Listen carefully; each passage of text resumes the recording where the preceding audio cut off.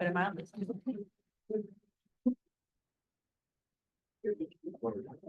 I got.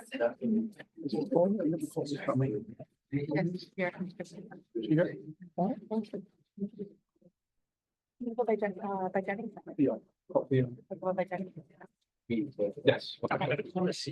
Okay, good evening, everyone. Good evening.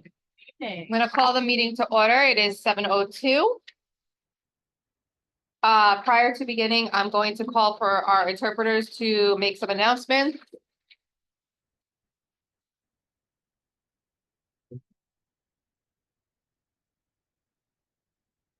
Thank you.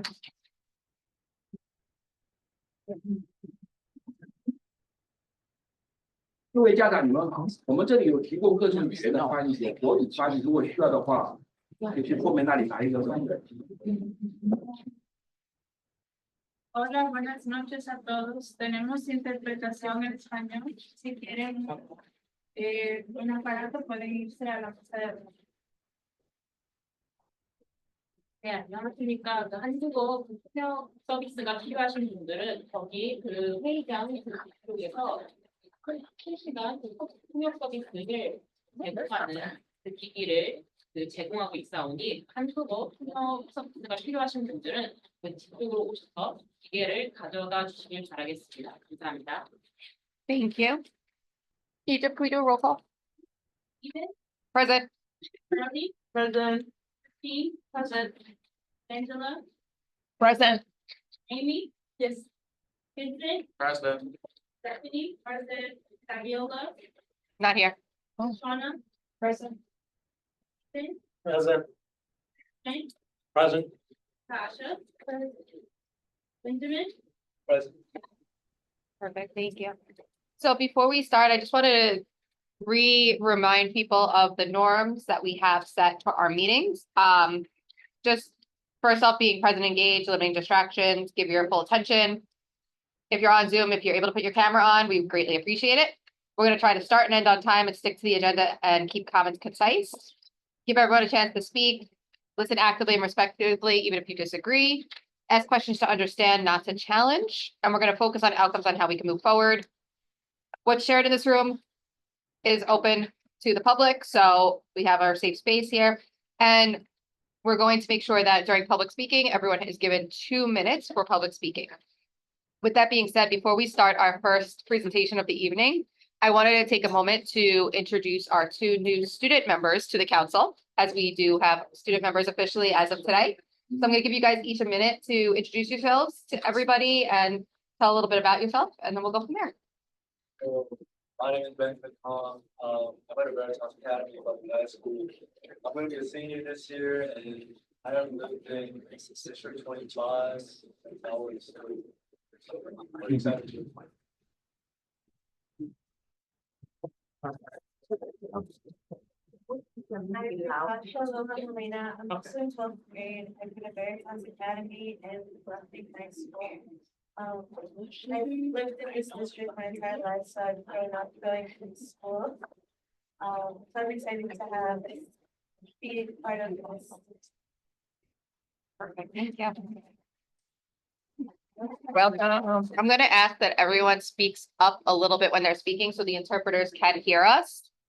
At this point, we're going to turn it over to Nicole to do her middle school and from the middle school enrollment office. Enrollment office in general, and do our presentation for the night. Hi, what do you want me? You want to come up front so everyone can see you? No, but. She's fine, I think. Nicole, you have slides, right? I sent them. Okay. I don't know if it went to you, but I know we had it in the CEC inbox, so hold on. Give me 1 second. I just want to pull them up.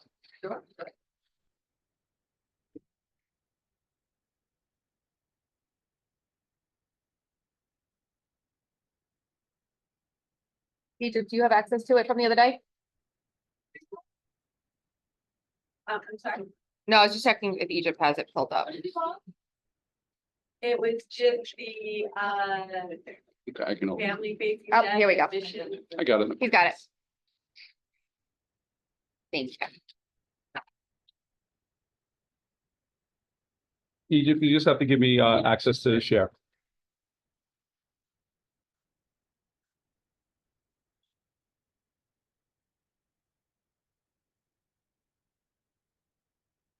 Hello there. Or- okay.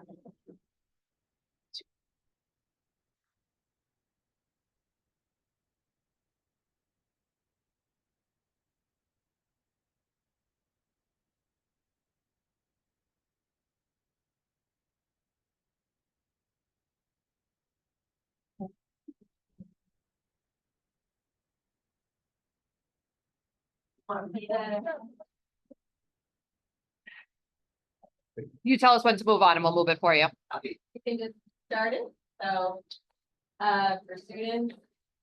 It's eighth grade now. What is Just the share button. What is this, a PDF? Let's see. So, if you do, it's on, you just want to go slide by slide. Yeah, which one? Okay. Where? Go ahead to the next one. Okay. Okay. Next. Back or down? Right. Oh, So basically, well, hold on. That wasn't supposed to happen. Sorry, guys. Give me 1 second.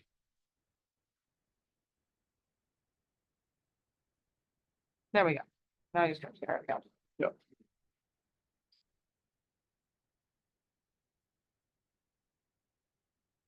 okay, so basically it's just about the high school application process, right? So if, right down here and there. So the, what, Back number 4. Perfect. Okay. So the high school application are for New York City residents. And so you actually do have to live in New York City to apply for school in New York City. We do have a temporary caveat this year. For instance, people who are stationed out of New York, right? They're in the service or they have a job that takes them out of New York for a while, but their permanent residence is in New York, but they're just temporarily out of New York. They can also apply for. Okay. All right. Okay. So everyone is encouraged to apply. People think that they don't need to apply and they'll just get their own high school. And while in many cases that may be true, all schools are subject to the available seats, right? The chairs that are actually in the building. So if you don't apply for a program that you want, you really aren't guaranteed to get a school, right? We've got 1 million+ children in New York City.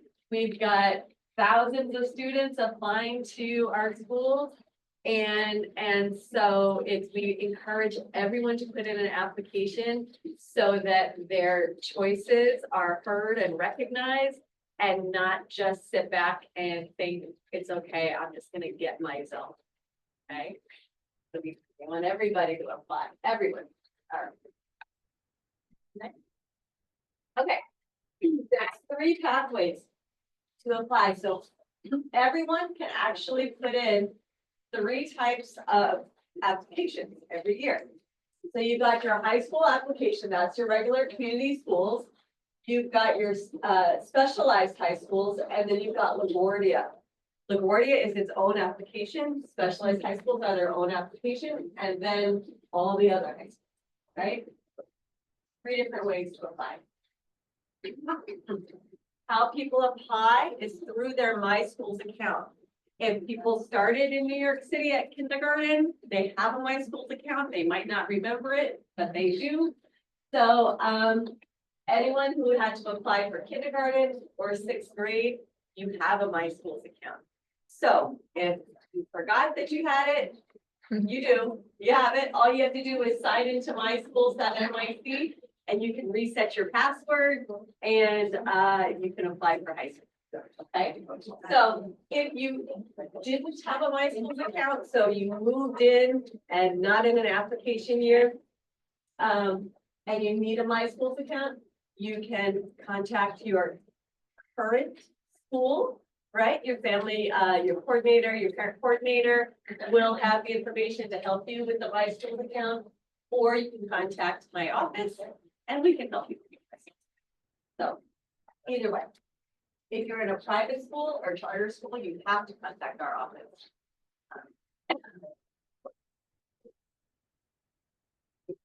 You need some water, Nicole? I do, actually. Sorry about that. Okay. The next one. So my schools is actually great though. And so these slides are just kind of showing you, if you go onto my school, you're gonna upload your student's information and you need the creation code. So that's what you either need from our office or your parent coordinator. And but once you get that in and you upload your child's, ID number and you have that creation code. My schools will pull in all the information from your child. So it'll pull in all the attendance data, thank you, all of your child's grades, all of that kind of stuff will be pulled into my school. And so it's much easier than you guys than parents trying to round up all the paperwork, right? So if you just create your child's My School account, the system will automatically, it'll pull in everything. And then you just review the information, make sure it's okay, and then go on. And once you're in My School, you can review all of the high schools. It tells you the seat groups that are available. So again, students with disabilities or general education. This can be confusing sometimes for parents. To be designated as a student with a disability, that means that over 20% of your academic day is spent in a specialized or a special education setting, okay? So just having an IEP does not designate you as a student with a disability, all right? So there are plenty of people who have IEPs, but they're going to be designated as general education students. And so people sometimes get confused at this and they're like, oh, my child has an IEP, how come I'm not in the SWD? Okay, so that's why you have to have more than 20% of your day has to be spent, academic day has to be spent getting special education instruction. That's that. All right. Then in My School, there's a directory. You can see all of the schools in New York City. You just go on your directory, go to the school directory. Since we're here for high school, but there's people that have kids going into middle school next year. So you look at either one. You can look at high school, middle school, or elementary. It's all on My School. Great. So when you do it, you put your address where it says your child's address, and then you can literally just search that way, and then it'll bring up all of the schools close to your address. If you have, in New York City, schools now are basically citywide. A lot of, most high schools are citywide. And so, say you work in Manhattan and you want to drop your child off at school every day, apply for Manhattan. All right. So you can apply to wherever you want, whatever works for you. And so what you want to do though, you want to put your child's address in first, and then that'll at least bring up all the schools that are in your area, and you can see what's available near you. Or again, wherever you want. You want to put your work address in, wherever, whatever works. Roll down. Now, one thing to remember about high schools is you're not applying to the school. You're applying to the program in the school, okay? So I use the example of when you go to a doctor, right? You might go to an office building that has a bunch of doctors in it, right? You don't just show up at the front door and say, okay, I'm here to see the doctor, right? You have to go to the office that has, are you there for the dentist? Are you there for the heart doctor, the cardiologist, And so that's kind of the same thing with schools. We see a building, right? But that's really not what you're applying for. And you're not applying to Francis Lewis, the building. You're applying to the programs in the building. So your high school application in high school, this is using the example of Abraham Lincoln High School in Brooklyn. You don't actually apply to Abraham Lincoln High School. you're applying to the computer science program or the digital media program or the digital photography program, the veterinary program, right? And then if the school has a zoned program, you will see zoned, right? Many high schools are not zoned in New York City. In our area, in our districts, 25 and 26, we do happen to have many zoned high schools, but that is actually rare around New York City. Many other districts do not have zoned high schools, and people just have to apply, right? So, but remember that when you're applying to schools, you're applying to the programs in the schools. Right? And then what you want to do, you want to click on the programs and read through the descriptions.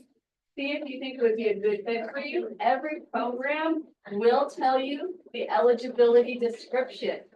So you only want to apply to schools that you know that you're eligible for. All right. So it's important to read the eligibility description, and my schools tells you. Okay. All right. Then we get to your priority groups. My schools will also tell you what the program's priorities are. So, and the admissions method. So, you will know from entering your student data in my schools, it'll actually tell you what your priority are, what your priority group is for the different programs that you're looking at.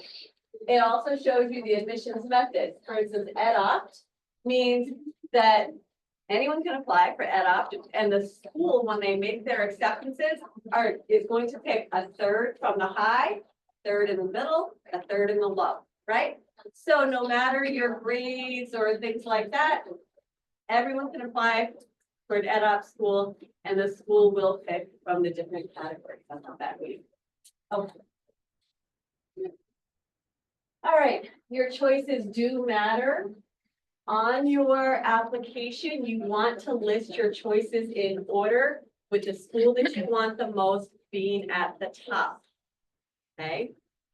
People do this every year where they make the mistake of thinking, I don't need to apply for my zone because it's my zone, right? And they don't put it on there. AI, you know, the world is run by AI, right? So this is a really robust AI system. And you put in your program choices and the computer makes note of your program choices.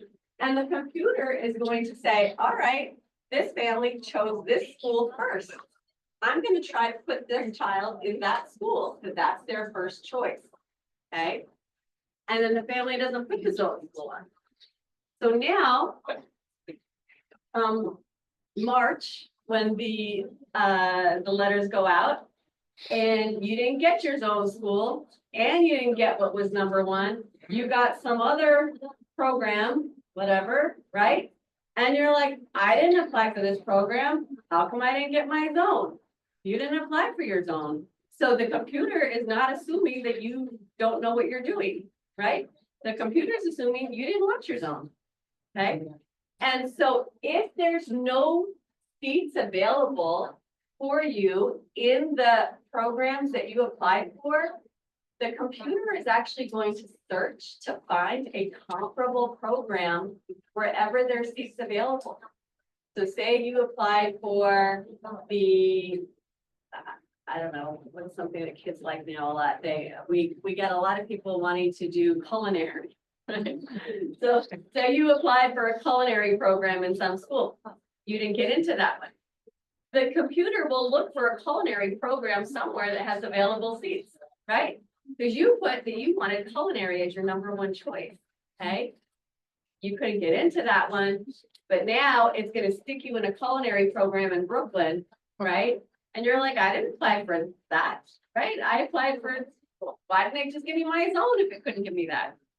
So, bottom line is, put all the programs that you want on your application in order, and don't forget to include your zone. If you really do think that your zone would be a good choice for you, put it on there.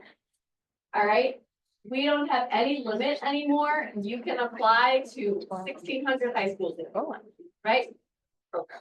Sorry. There's no limit.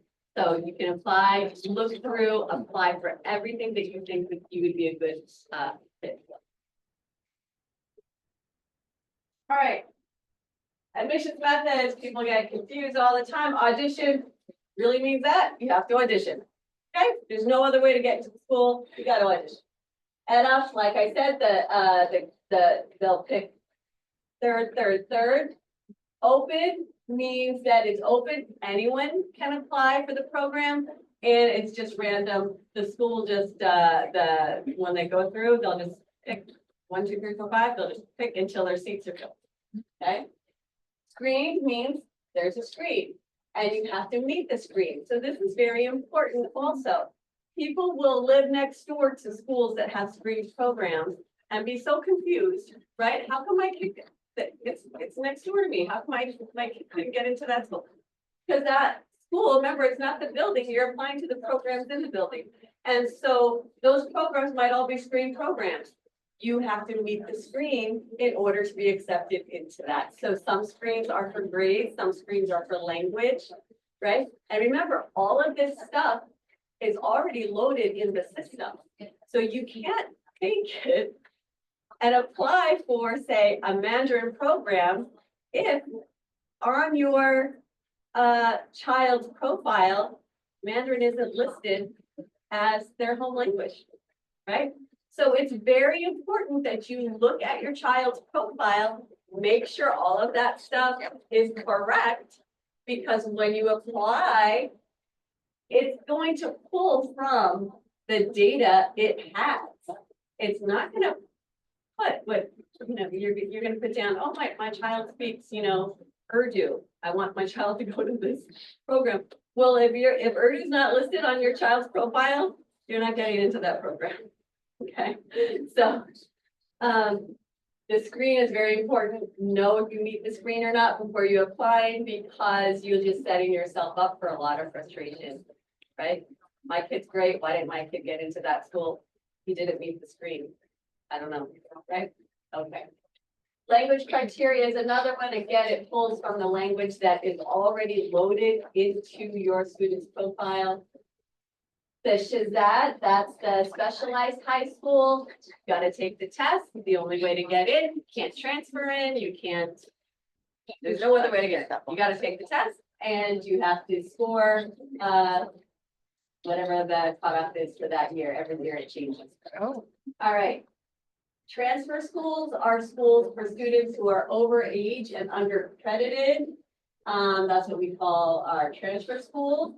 And those are basically, you get it through referral. And then you have your zoned school, which is, you have the priority, since most middle schools and high schools now are citywide. We have zone priority, meaning you will get the priority. So if there are 100 seats available in a building, right, for the zone program, if you're zoned to that area, you will have priority, right? But say there's 150 students and there's only 100 seats. The school can only accept the 100, right? So that means there's 50 people that aren't going to get into that school, even though they were zoned. That's why I tell you, put your zone on the application if you want to be considered for the zone, right? So those are our different admissions. Okay. All right, so now you've got your audition, screen, assessment, and your language criteria. So those are programs that rank applicants. So, and the rankings are according to the schools, and the schools are the ones that do the rankings, and the schools are the ones that make the acceptance. So you can't appeal to your superintendent. We left him and he right? But there's nothing you can do about it, right? So that's just nobody. So they rank it and they make their own acceptance. All right. If you are going to apply to a program that requires an audition, again, you just go to your My Schools account and at schools.nyc.gov/high school auditions, and then all the The information will be there, tells you exactly how to do everything. All right, Screened with assessments, so one of our popular high schools that we have in our district, 25 for high school would be Townsend Harris. And also we have Queen School of Inquiry. Those two schools are screened with assessments. You have to basically have to get in. And so, but again, if you want to apply to the one, and it tells you how to do your assessments and all that, right? High schools score their own assessments, a grade, students' grades and their score will be combined using a weighted average. And then students are admitted in ascending order. Understanding that these screened with assessment, they are not looking at your students' previous history. So it's not about what they scored on their state test scores in fourth grade, right? Screened with assessment, they're just looking at the assessment. So you don't have to stress about that. It's just about the assessment. All right, language criteria, again, like I said, it's based on your home language and your ELL status, and how many years you're in New York City. All of that information is fed into the computer, and the computer lets you know if you're eligible for that school. If on your My Schools account, if you apply for that language program and it says you're not eligible, don't apply, you're not gonna get it. So, don't apply. Apply for the things that you're eligible. Okay, programs that do not rank applicants, like you said, the edge up, the screen, the open, and the zone, you're not ranked by that. It's just if you meet the criteria, you get it, if there are seats available. Okay. All right, so we talked about the EdOpt. The programs will pull a third from the high, third from the middle, and a third from the low.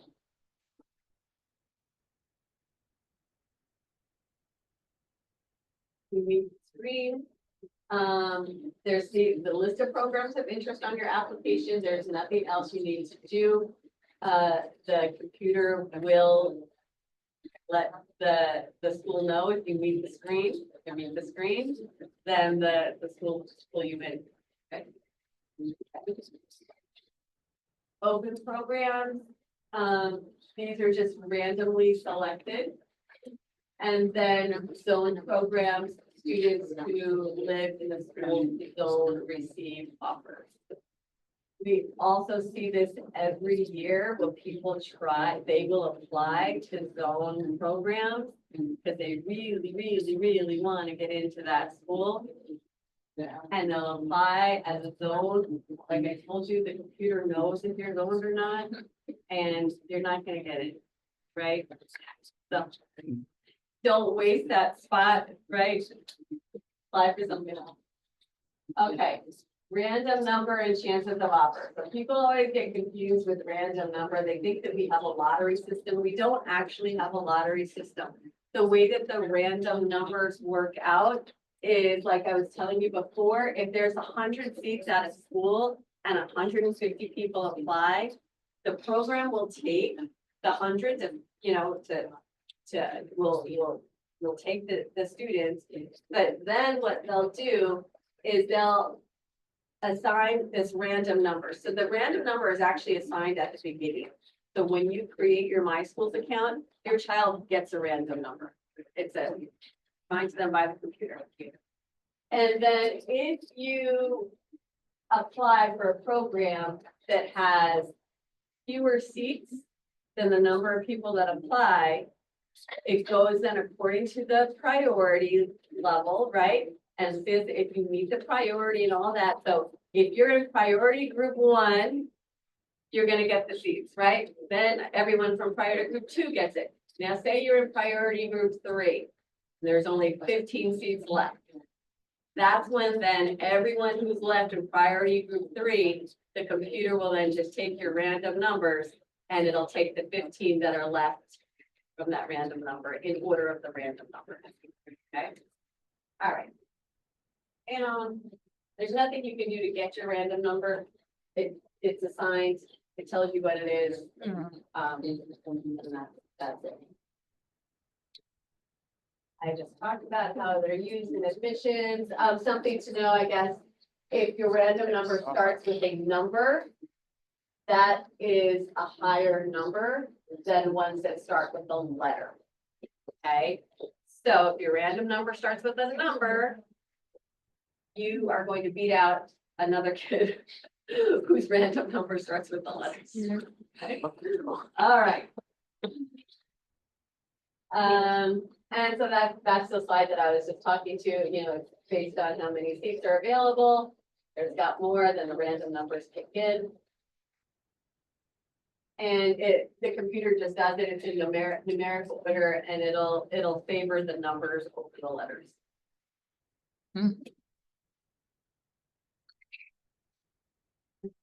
Anything else, Nicole? Keep going, or, Got it? no, meaning is there anything else? Seems like a lot of these are random Yeah, numbers. It's all about random numbers. Cause you know, people are always really confused about the random numbers. They don't come into play that often. People think that they really don't. It's only if there's just a few seats left and there's more people that apply than the seats available, then the random numbers. Gotcha. My schools will show your child's chances of receiving an offer to specific programs, right? You will see indicators of low, medium, or high. And I just like to explain to parents, those are pretty accurate, right? So if you, because again, this is all done through AI, there is not a person at all sitting there doing this. And so the mistakes that could be made really aren't being made, right? And so the My Schools account will show you, you have a low indication of being able to get into this program, medium or high, right? So when you fill out your application, you probably, you know, I'm not saying not to apply for schools that are a stretch, because there's a chance, right? But, you know, at least really be realistic when you're applying, and apply for schools that you do have a high chance of getting into, right? If you only apply for programs that you have a low chance of getting into, that's probably going to be a really frustrating situation, right? So you do want to apply for things that you have a good chance getting into.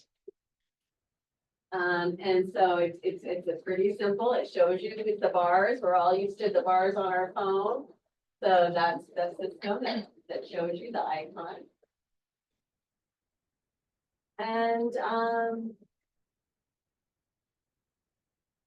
we can't show you your chances of the schools that are ranked, because we don't know how you would rank, right? So it's not gonna show you for you.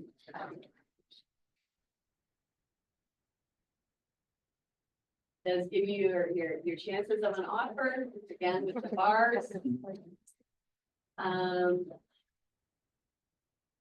Okay, so when you get into your application builder, you star programs that you like.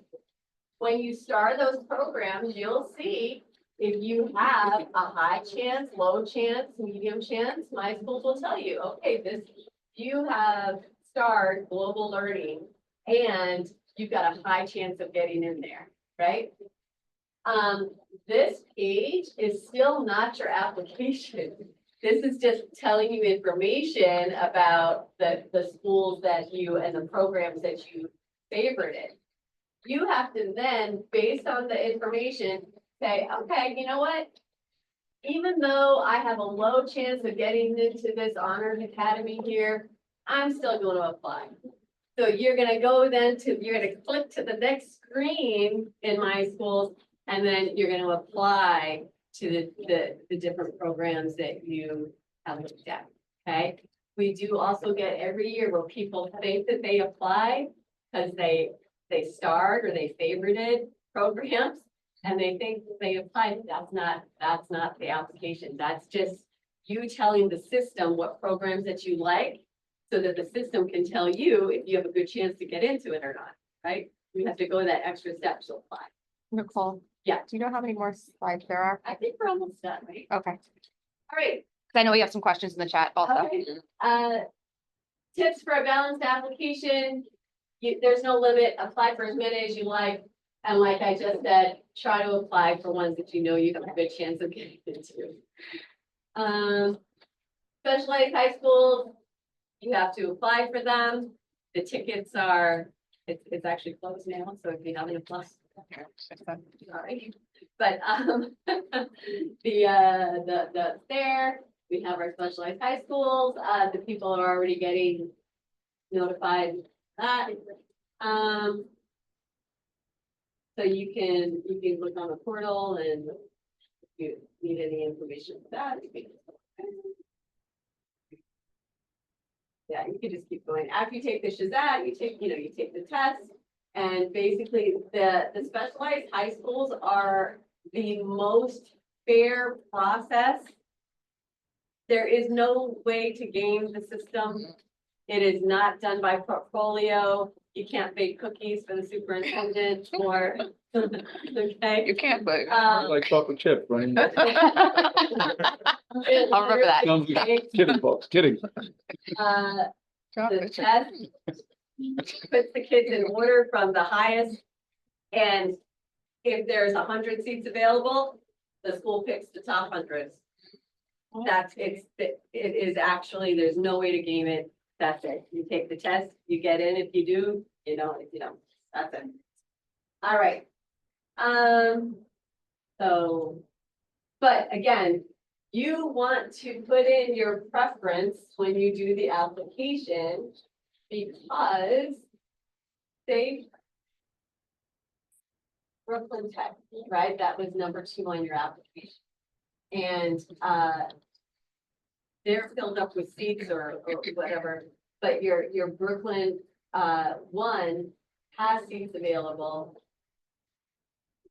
It's like if you don't get into Brooklyn Latin, right? And you don't put in Brooklyn Tech, but if you don't put the schools on here, the computer is not just going to say, oh, you didn't get into Brooklyn Latin, you didn't get to, I'm gonna put you into the next available to that school. Right? It's gonna assume you didn't want to go to any of those schools and it's not gonna put you in. So you can't say, my child was accepted into a specialized high school. Right? We get that. We get people coming in. My child was accepted into a specialized high school, but I wanted it to go to Brooklyn. We actually get Brooklyn Latin. We wanted to go to Brooklyn Latin. And I'm like, did you put it on your application? Yes. You know, because they think that as long as they get into that the system will automatically put them in a school. Not that works. You gotta put it on. All right. Then this is just all about highest score, doing the offers.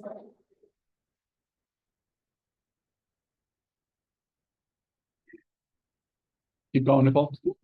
Going to the- It's just telling you over and over again about how it's important to put your schools in preference order. Regardless of what you're applying for. Community high school, specialized high school, screen school, put your school choices in preference order. Okay, then you've got the different resources available, and I think that's it.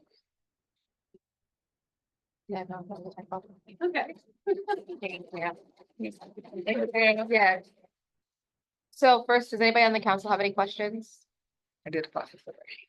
Okay, so we do have some questions in the chat real quick. We will get the slides posted.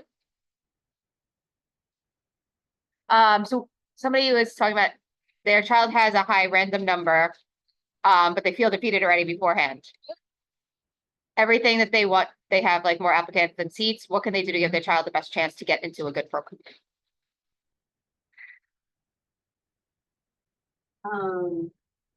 It's already dated. Yeah, so I think the randomness on it, there's not really another option to get a better chance because it's, I'm assuming this one's around a random program. They get assigned the number at random, so there's nothing else that they can do to get, right? Am I right with that, Nicole? Right, that's Nothing it. else they can do for that particular program, but I do think is important is that they navigate the types of programs their kids like and utilize the tools that are available to recognize which of those schools that are more likely for them to get acceptance into than others. Doesn't mean, and as Nicole mentioned, that you don't shoot for some of the schools that might be in that 1 bar range, but know when you do that, there's not as great a likelihood as some of the other ones that have the 3 bars. Such a good answer. And then I think you kind of answered this. Do we have to include our zone school in our school choice? It's recommended, Yeah, you don't have to do anything, but it is recommended. but yes, because there is no limit, so why not include it? So, and the thing is, and folks, this happens at the middle school level too. Because there's the space of middle school choice, it's not a guarantee. If all of those seats get filled, then it's like saying that I do not want to go to my zone. And then if there are seats available, then certainly you go, but it's not always what winds up happening. So it's just making sure that the zone, if you want it, include it so that it becomes an option for you. If you don't include it, it's not an option any longer, and it becomes more difficult to get in, because once the schools fill their seats, there's the assumption that you don't want to go there. So they're not going to naturally just save an extra 100 seats just in case you want to go, right? Because they have to build their programs, build their schedules around the children that are coming to their school. And it's not an assumption. We can't just make an assumption that it'll just be there. So we have to make sure it's included so that the programs know and the schools know how many kids are going to be coming. Right, so I like how Dr. Mike said how we can't assume what you wanted. And so I'm just using the round number of 100. There's 100 seats available at your zone school. Now, you have zone priority, right? You put your application that you want your zone, you will have zone priority. The computer will do that. Now, say everyone that put their zone has a seat and there's still 10 seats left, right? You didn't put zone on your application. Now that's when the school program is going to look outside the zone to see who else applied. And they're gonna fill those remaining 10 seats with people who aren't in the zone. Then you come back after the fact and you're like, wait a minute, I'm zoned. How come I can't go? The seats are already filled. And if you look around the room, it's important, think of them as actual seats, right? We can't give a school, a program to a child if there's not a seat for them to sit in, right? We're not gonna say, oh, you're zoned, so we're gonna let you hang out in the hallway, there's no chairs. Yeah. So when we talk about there's no seats available, that's what it is. If you didn't apply for your zone and then they give those seats to someone else, their seats are gone. Right? You mentioned about, computer is an AI system, right? As an AI system, there is an algorithm. Mhm. Who is making those algorithms? And how often do we review those algorithms? So the admissions team are the ones that do that, and the algorithm is every year. And so they actually do a huge data pool every year. And because the data is pulled from your 7th grade record, your 7th grade record. So that is something for people. I do say it every year. 8th grade, it's too late. And that was a question that was also in the chat around Yeah, 7th grade that's one. admissions and what is being pulled for it. So that was an answer to whomever asked that question. So the algorithm is pulling your 7th grade grades. And I think the last one here, Nicole, was do we have to put screen schools on high school application and what order should it be? The answer to that, I would imagine, is yes. Anything that you want to make sure that your child has access to, we have to put on an application. Yes, and so you want to look and see if you meet the screen on your My Schools account. Look at the program, see if you meet the screen. By meeting the screen, meaning, right? Do you have the grades that it says that it wants? Do you have the language that it says that it wants? Whatever it says on the screen, it tells you. And if you're like, okay, I can do that, you put that little star there. Those bars come up and says, you've got a high chance of getting in. You've got a medium chance. You've got a low chance, right? If you still want to apply, by all means apply, put it on your application. Okay, and then I have a question really quick before we ask if anyone else has questions. for Nest and Horizon, I know that was on one of your first screens. Will it tell us, let's say, it's my son, for instance, is in a Horizon program. Will it tell somebody what schools are only Horizon or only Nest when they're building that application? Or should they still be putting like zone schools? Because I know before he got into Horizon, it was forcing him into his zone school.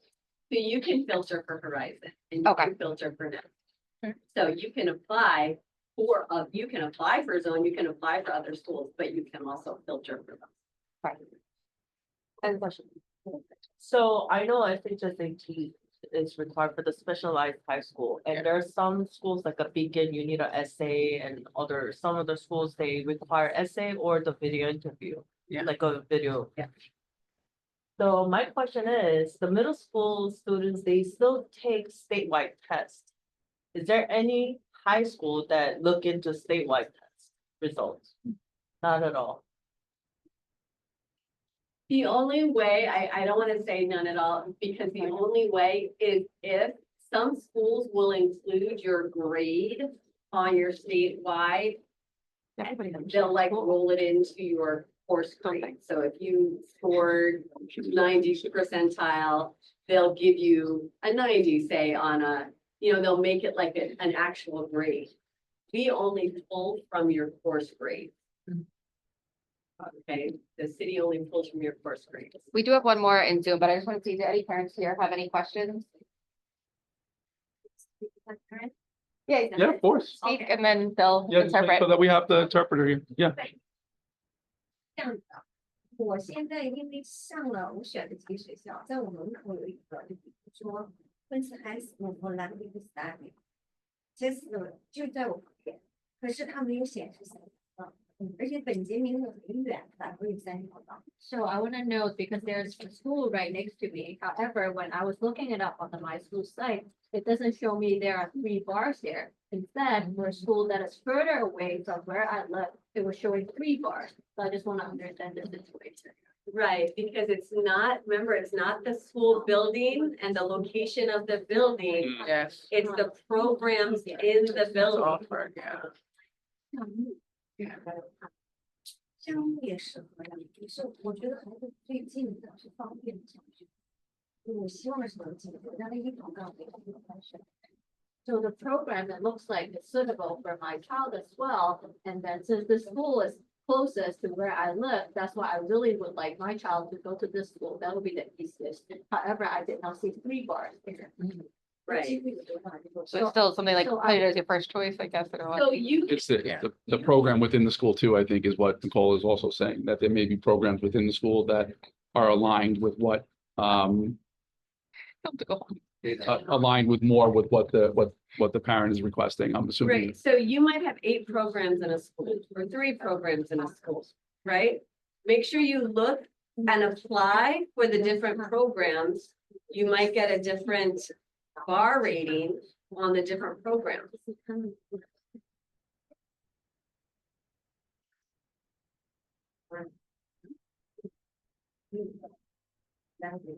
So there's a lot of different reasons. So for instance, if that particular program, 2,000 kids a year apply for that program, right? They have to give a realistic expectation to all of the 2,000 children who apply, right? Maybe that other program that's blocks away from your house, maybe less children applied to that program. So that would show that your child had a higher chance of getting into that program because less kids apply and, so there's all different reasons why the system is showing you, you have a high chance or a low chance. And so it's not saying that your child is not smart enough, or it has everything to do with how many people apply for it and the priority that they're giving, right? And so it's telling you that for that particular program, even though it's right next to your house, because so many people must apply to that program from different things, there's less of a chance of you getting into that program than the similar program down the street. 那现在我还 confused which one I put the first one. Yeah. You put the one that you want. Yeah. You rank, yes, Rank it Put first. that as your first choice. Yeah, yes. Show me the yellow, the three line. the bar. Mhm. I didn't. Right. see that. But if you want the one, if you Put it put first. your preference first.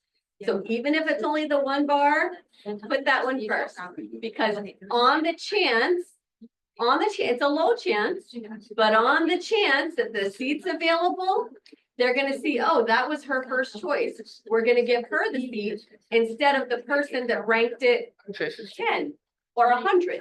Do you know what I mean? So put your preference on. Okay. Yeah. Thank you. Yeah. I have another question. She looks familiar.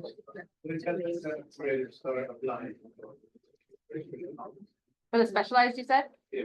For the specialized high schools. So you apply during your 8th grade year. Okay, October next year for who you'll be your 8th grader, yeah. And I actually have a slide in my own presentation, which will kind of share what the cutoff date, you'll have a roundabout idea of when it's due. Okay. Yeah, no, we're getting to that. Anybody else have a question here? I actually have a follow-up to the ranks. Yeah. So if you rank, like your first 5 schools are one bar, does that impact your likelihood of getting into your 5th choice or your 6th choice school if that's like a 3-bar school? it's not that it takes away, it doesn't take away from you getting into that school, your 5th choice, program. But it's telling you that, okay, you applied for schools with a low chance, right, getting it. But it's not taking away, it's not like it's taking away 5 chances from you getting into that 5th one. So maybe the reverse is better to see, say you get into the 5th one, right? You're automatically going to be put on the wait list of the first 5 or the first 4 that you didn't get into, that you ranked higher, right? So the waitlist process is also another way. So now it's saying, okay, we put you in your 5th choice, right? You got into the 5th choice, great. But we see that you wanted 1, 2, 3, and 4 more than that. So the system is going to automatically put you on the wait list for that. And I see it happen every year that kids get into their waitlisted choices because kids that got in the first, in the main round, yeah. maybe they moved. Or maybe they decided, you know what, I don't want the pressure of being in that school or Yeah. whatever, and then they drop out of that school and then that spot becomes Opens up, yeah. available. And Yeah, I guess it's just like if let's say that 5th choice school has 100 seats and 100 other kids put that 5th choice school as their first choice school. Does you putting it as your 5th choice kind of take away from your chances because 100 other kids put it as their first choice? well, put it that way, yes.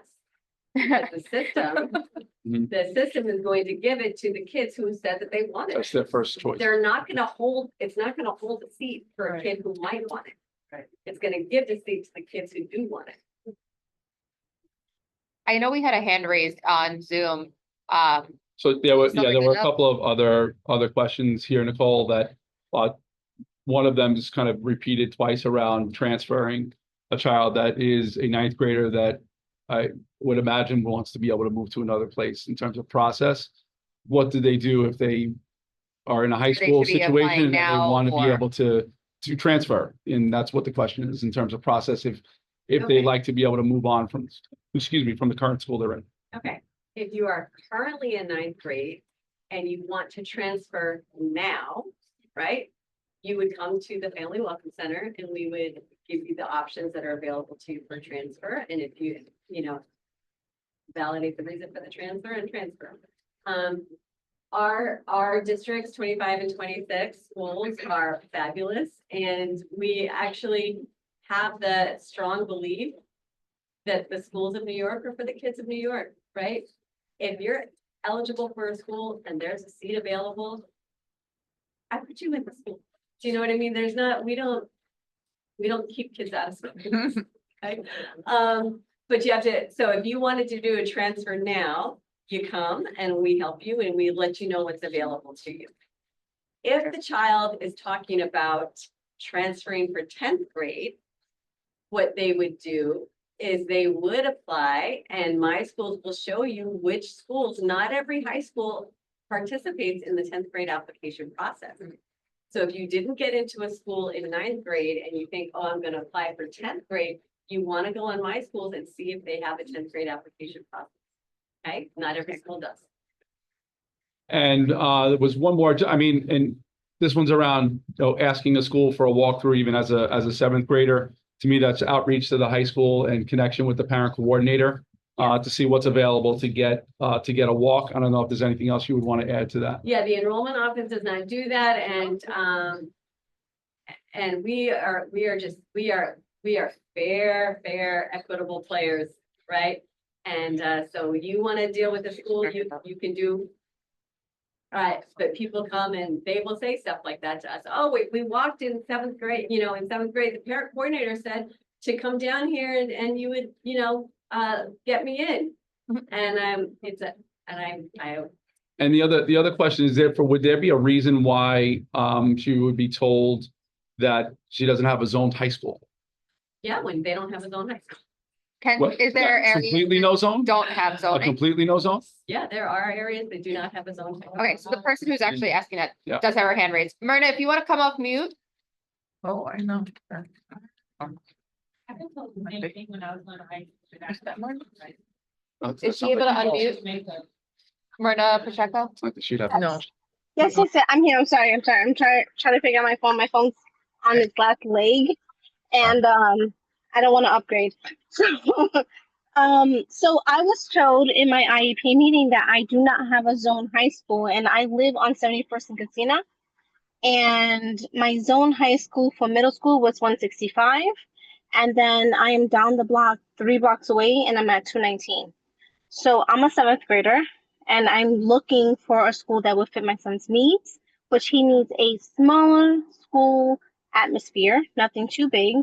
And again, I'm going to be very open. He has dyslexia, dysgraphia, ADHD.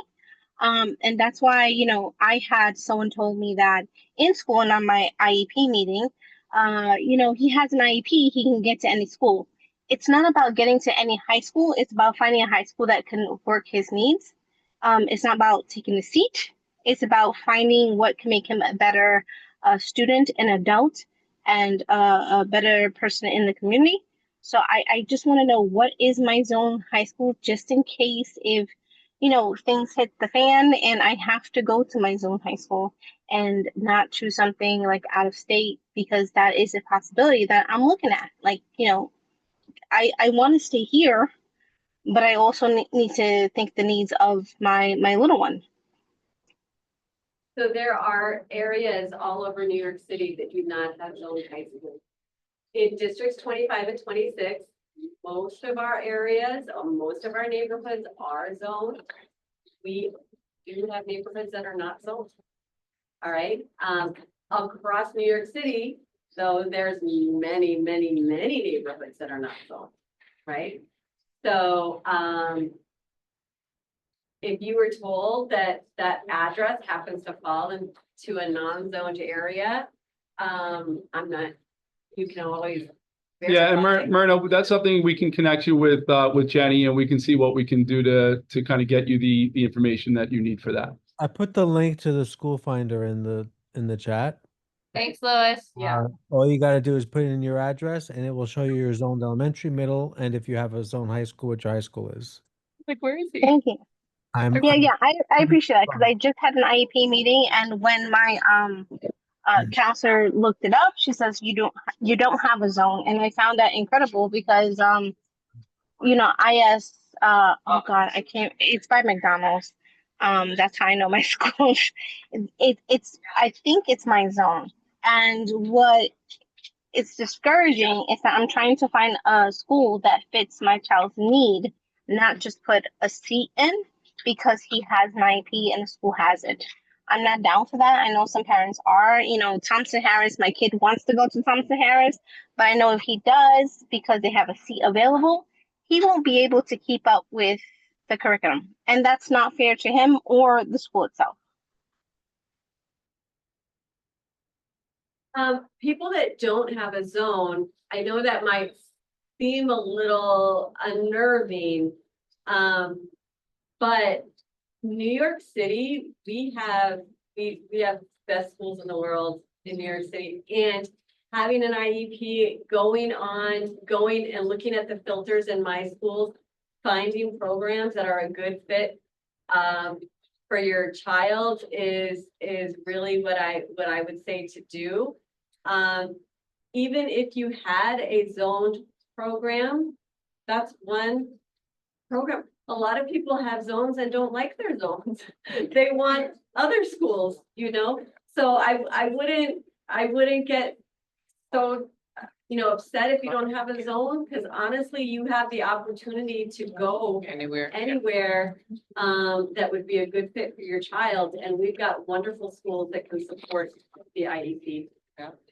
Yeah, I agree. I'm not caught up on the zone. I'm caught up on when I asked the person what schools can fit my son with these disabilities, and they only gave me one school. And I feel like with a school of New York City, that was a unacceptable answer.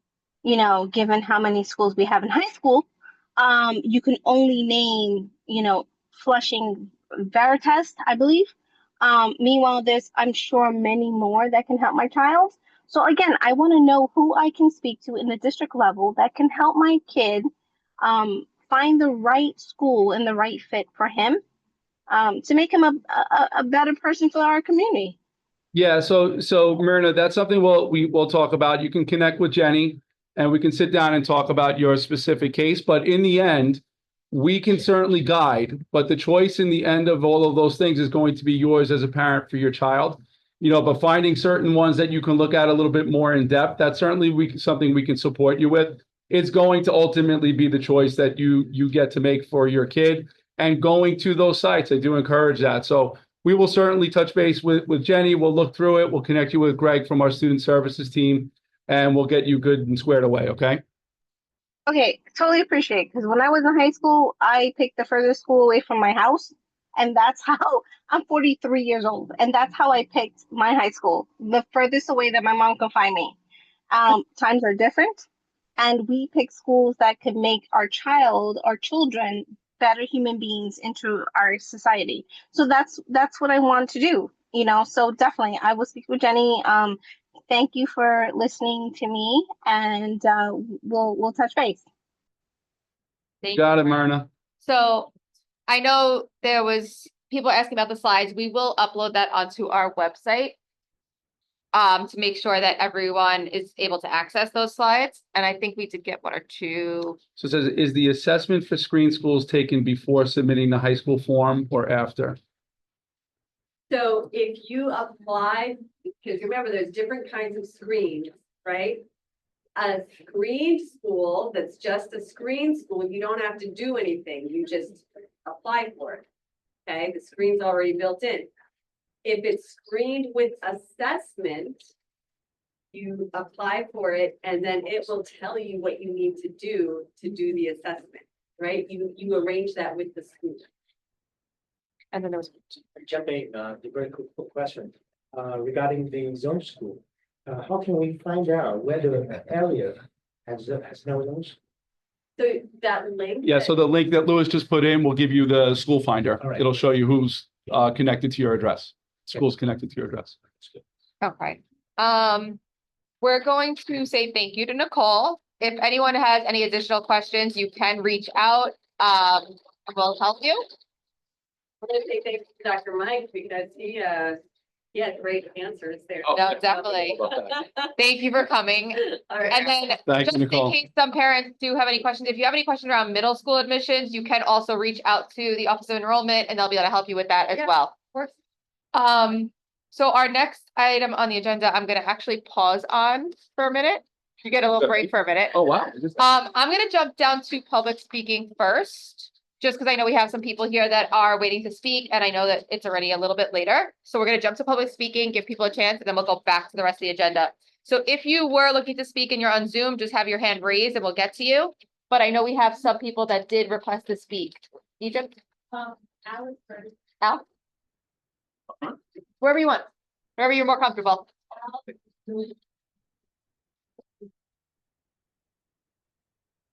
There you go. Hi, everyone. I'm Al Suku. I'm the president of CEC 26, your neighbors to the east. So I know Dr. Dantona and Eden and Shirley previously. I'm just here to meet the other new members to see if we can cooperate. Yeah. And that's the real reason why I'm here. I noticed that the council has 2 resolutions up for voting today. That's excellent. What you need to understand is if you just pass the resolution and submit it to DOE, probably won't get anything. To get some traction on it, what you have to do is you have to reach out to other CECs and get them to pass a similar resolution. Then DOE will pay attention, and that's how you get resolutions redressed. So that said, I have some resolutions that I'd like to share with council. And these are issues that affect both of our districts. One is, you know about the cannabis dispensaries that are opening everywhere. This is a big problem for us. We have one that's opening, that has opened already, pretty close to school, just around the block. And it's just terrible. And we found out that they made a mistake. The state made a mistake in measuring. It's supposed to be at least 500 feet. And it's not, it's under 500 feet. And actually the state made a mistake in how they measure the distance between dispensaries and the schools. The governor and the legislature, they want to change the law and make it easier to locate dispensaries close to the schools. So we passed a resolution saying, hey, you cannot change the law. You have to make sure that it's at least 500 feet. So that's one thing. Second thing is during the middle school application, high school applications, been mentioned about Francis Lewis High School and how to get in. Zoning and everything. We have another big problem right across the street from Francis Lewis High School. The principal, Dr. Farmer, came up to me and said, hey, I want to tell you about developers. They bought a property right across the street from Francis Lewis, and they want to develop a high-rise there. But what's going to happen is if the high-rise goes up, seats will have to go to that development, and seats will be taken away from, fortunately, the people who live in the community.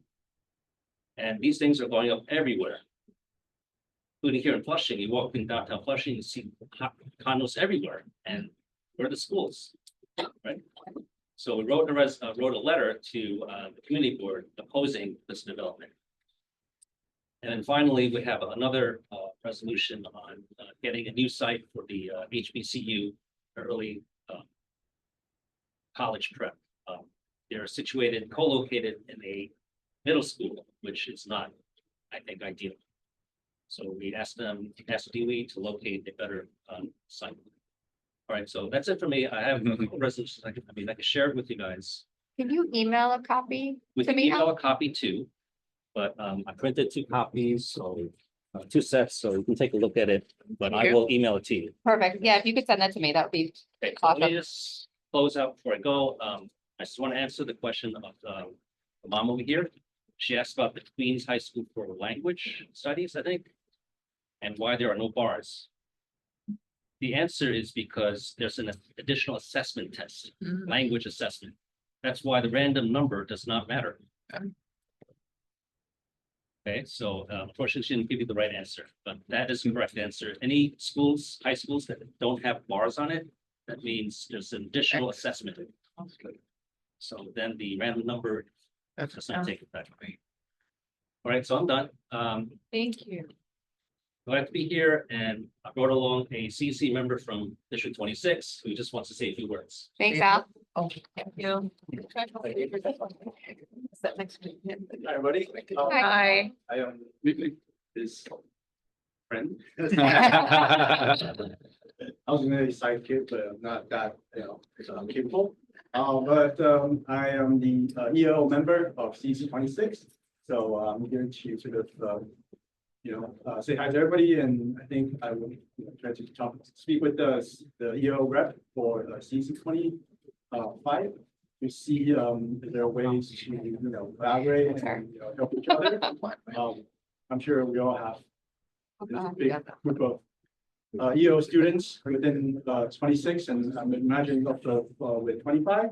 So I'm just here to try to make some connections and help our kids with EO. Sorry. Thank you. Mark?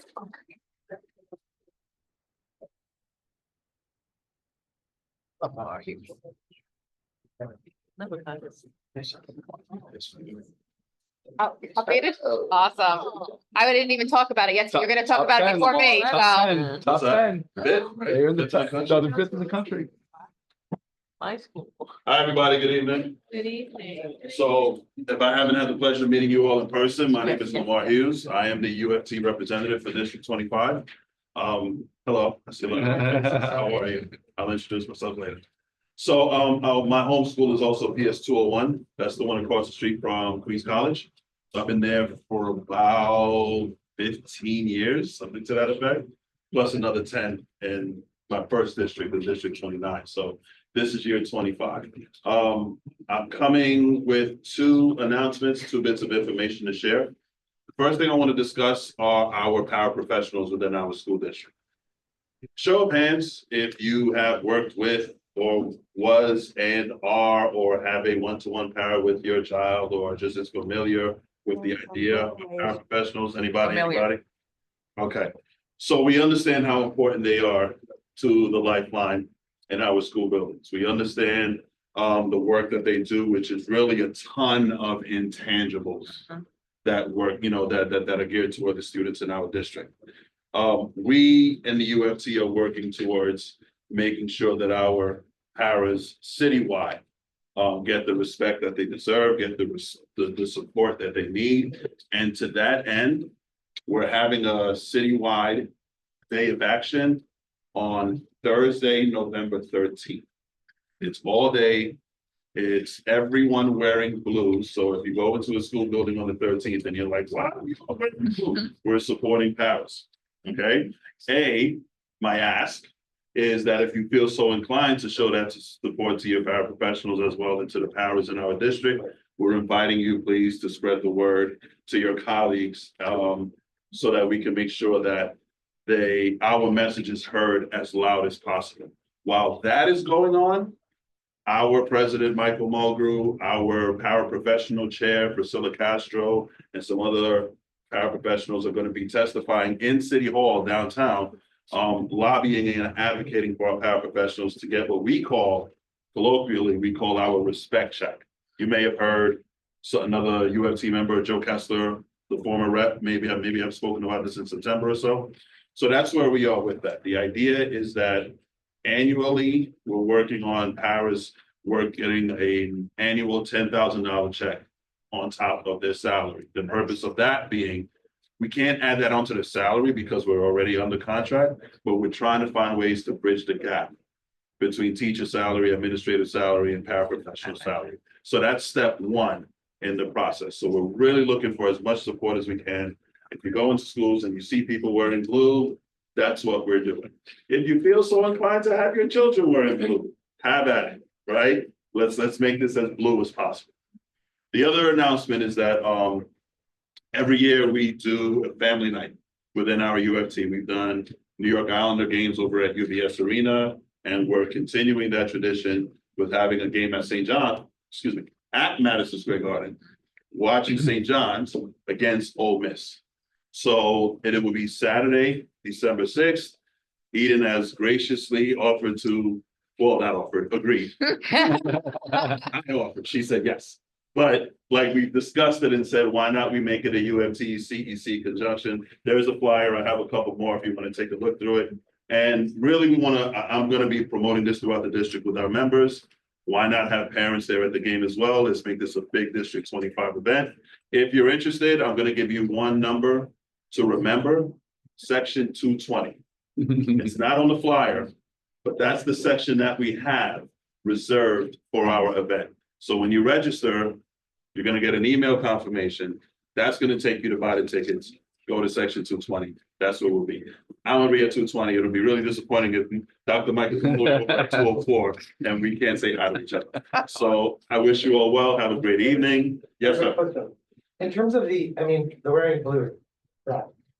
In terms of any particular first, is there actually a script or advocacy the parents could do to say their city council person or Yes. or city hall, like a set script of demands that people potentially call and ask for? So we don't have a set script, but thank you for asking. We are, as part of our day of action, going to be doing a social media blast to our city council members that represent the district. So that would be Councilmember Palladino, Councilmember Ung, Councilmember Gennaro, right? And there's no set script, but there is, whatever words that you feel would be apropos with the hashtag of respect check. The good news is that 48 out of 51 city council members have signed on to have this bill passed. And the three I just mentioned have all agreed. So that's a good sign, right? I don't think I don't anticipate any rushback. I don't anticipate anyone flipping sides or flipping opinions. So I think we're good. But we just want to remind everyone that on the 13th, while our folks are in City Hall doing their work, we're going to have a whole bunch of people outside of the city watching as well. So I'll be able to share those hashtags and share the social media addresses of our council members. If I get information on what like a set line would be, thank you for that question. If I get that, I'll be more than happy to share with everybody. Excellent. Thank you much. Appreciate that. Thanks, Mark. Yes, sir. Regarding the professionals, health professionals that are very motivated, because health professionals usually is the starting point in their education. They will become teachers. They will become, principals and down the road. They are very motivated and they're working very hard. Also, they bring a lot of talents because a lot of them immigrants has the prior experience. So definitely, I think give them some support is really necessary. I can think of a handful of principals in our district right now who started off as paraprofessionals. 2 or 3 of them pop into my head now. So yeah, there are many. There's also a superintendent that might have started. When I was 20, that's how I started my. I heard about that. Yeah, okay. See, there's a superintendent who started that route as well. So, it's usually, not usually, but it can be, and in many cases it is, a bridge to a further career path in education. It opens up so many doors because you're seeing how education works through a different set of eyes. The child you're working with, your teacher in front of you, how they work, and the building operates as a whole, right? So it's a great career path for so many people, to further their education. And then true as well, a lot of our paraprofessionals are multilingual. They understand different cultures, they understand different dynamics, they understand, and they get it, and their parents as well. Sure. So they get all of that, and we just want to make sure that we recognize them. We can say it, but now it's time to put, be true to what we say on paper, proverbially put your money where your mouth is, and let's really start giving them what they deserve. So that's where we are. Thank you too. I appreciate you. All right, thank you, everybody. Thank you, Lamar. Thank you, Mark. I have one more person for public speaking, Myrna. Something like. Thank you. Hello. Okay, this is for Lamar. Lamar, I appreciate you. Hey, turn around, come back. Yes, sir. Woo-hoo. You were at my school PS 219. I know I'm a parent who is very involved with my parents. I know what's going on, and I want to thank our paraprofessional. How can we entice the community to become paraprofessionals? How can we communicate that? It's rough. It's rough when you have, students that needs more than what a school can give. And when you have the love and dedication of a paraprofessional, because when I see, Lamar, I see you. I see our paraprofessionals, and I had no idea one paraprofessional was a friend of mine. I had no idea she was a paraprofessional until like a couple of years ago. And I knew she had a special love in her heart for kids. How can we recruit parents? How can we, I see District 25 asking for paraprofessionals, but I want to rally. How can we tell parents, yes, you can be involved regardless of your degree? It has to be obviously a high school education.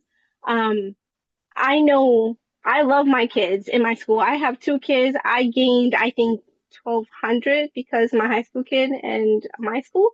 I love every single child. I could be part of this. I don't know how to start, and I feel it's overwhelming as a parent, but I want to take part. I want to relieve the deficit that we have.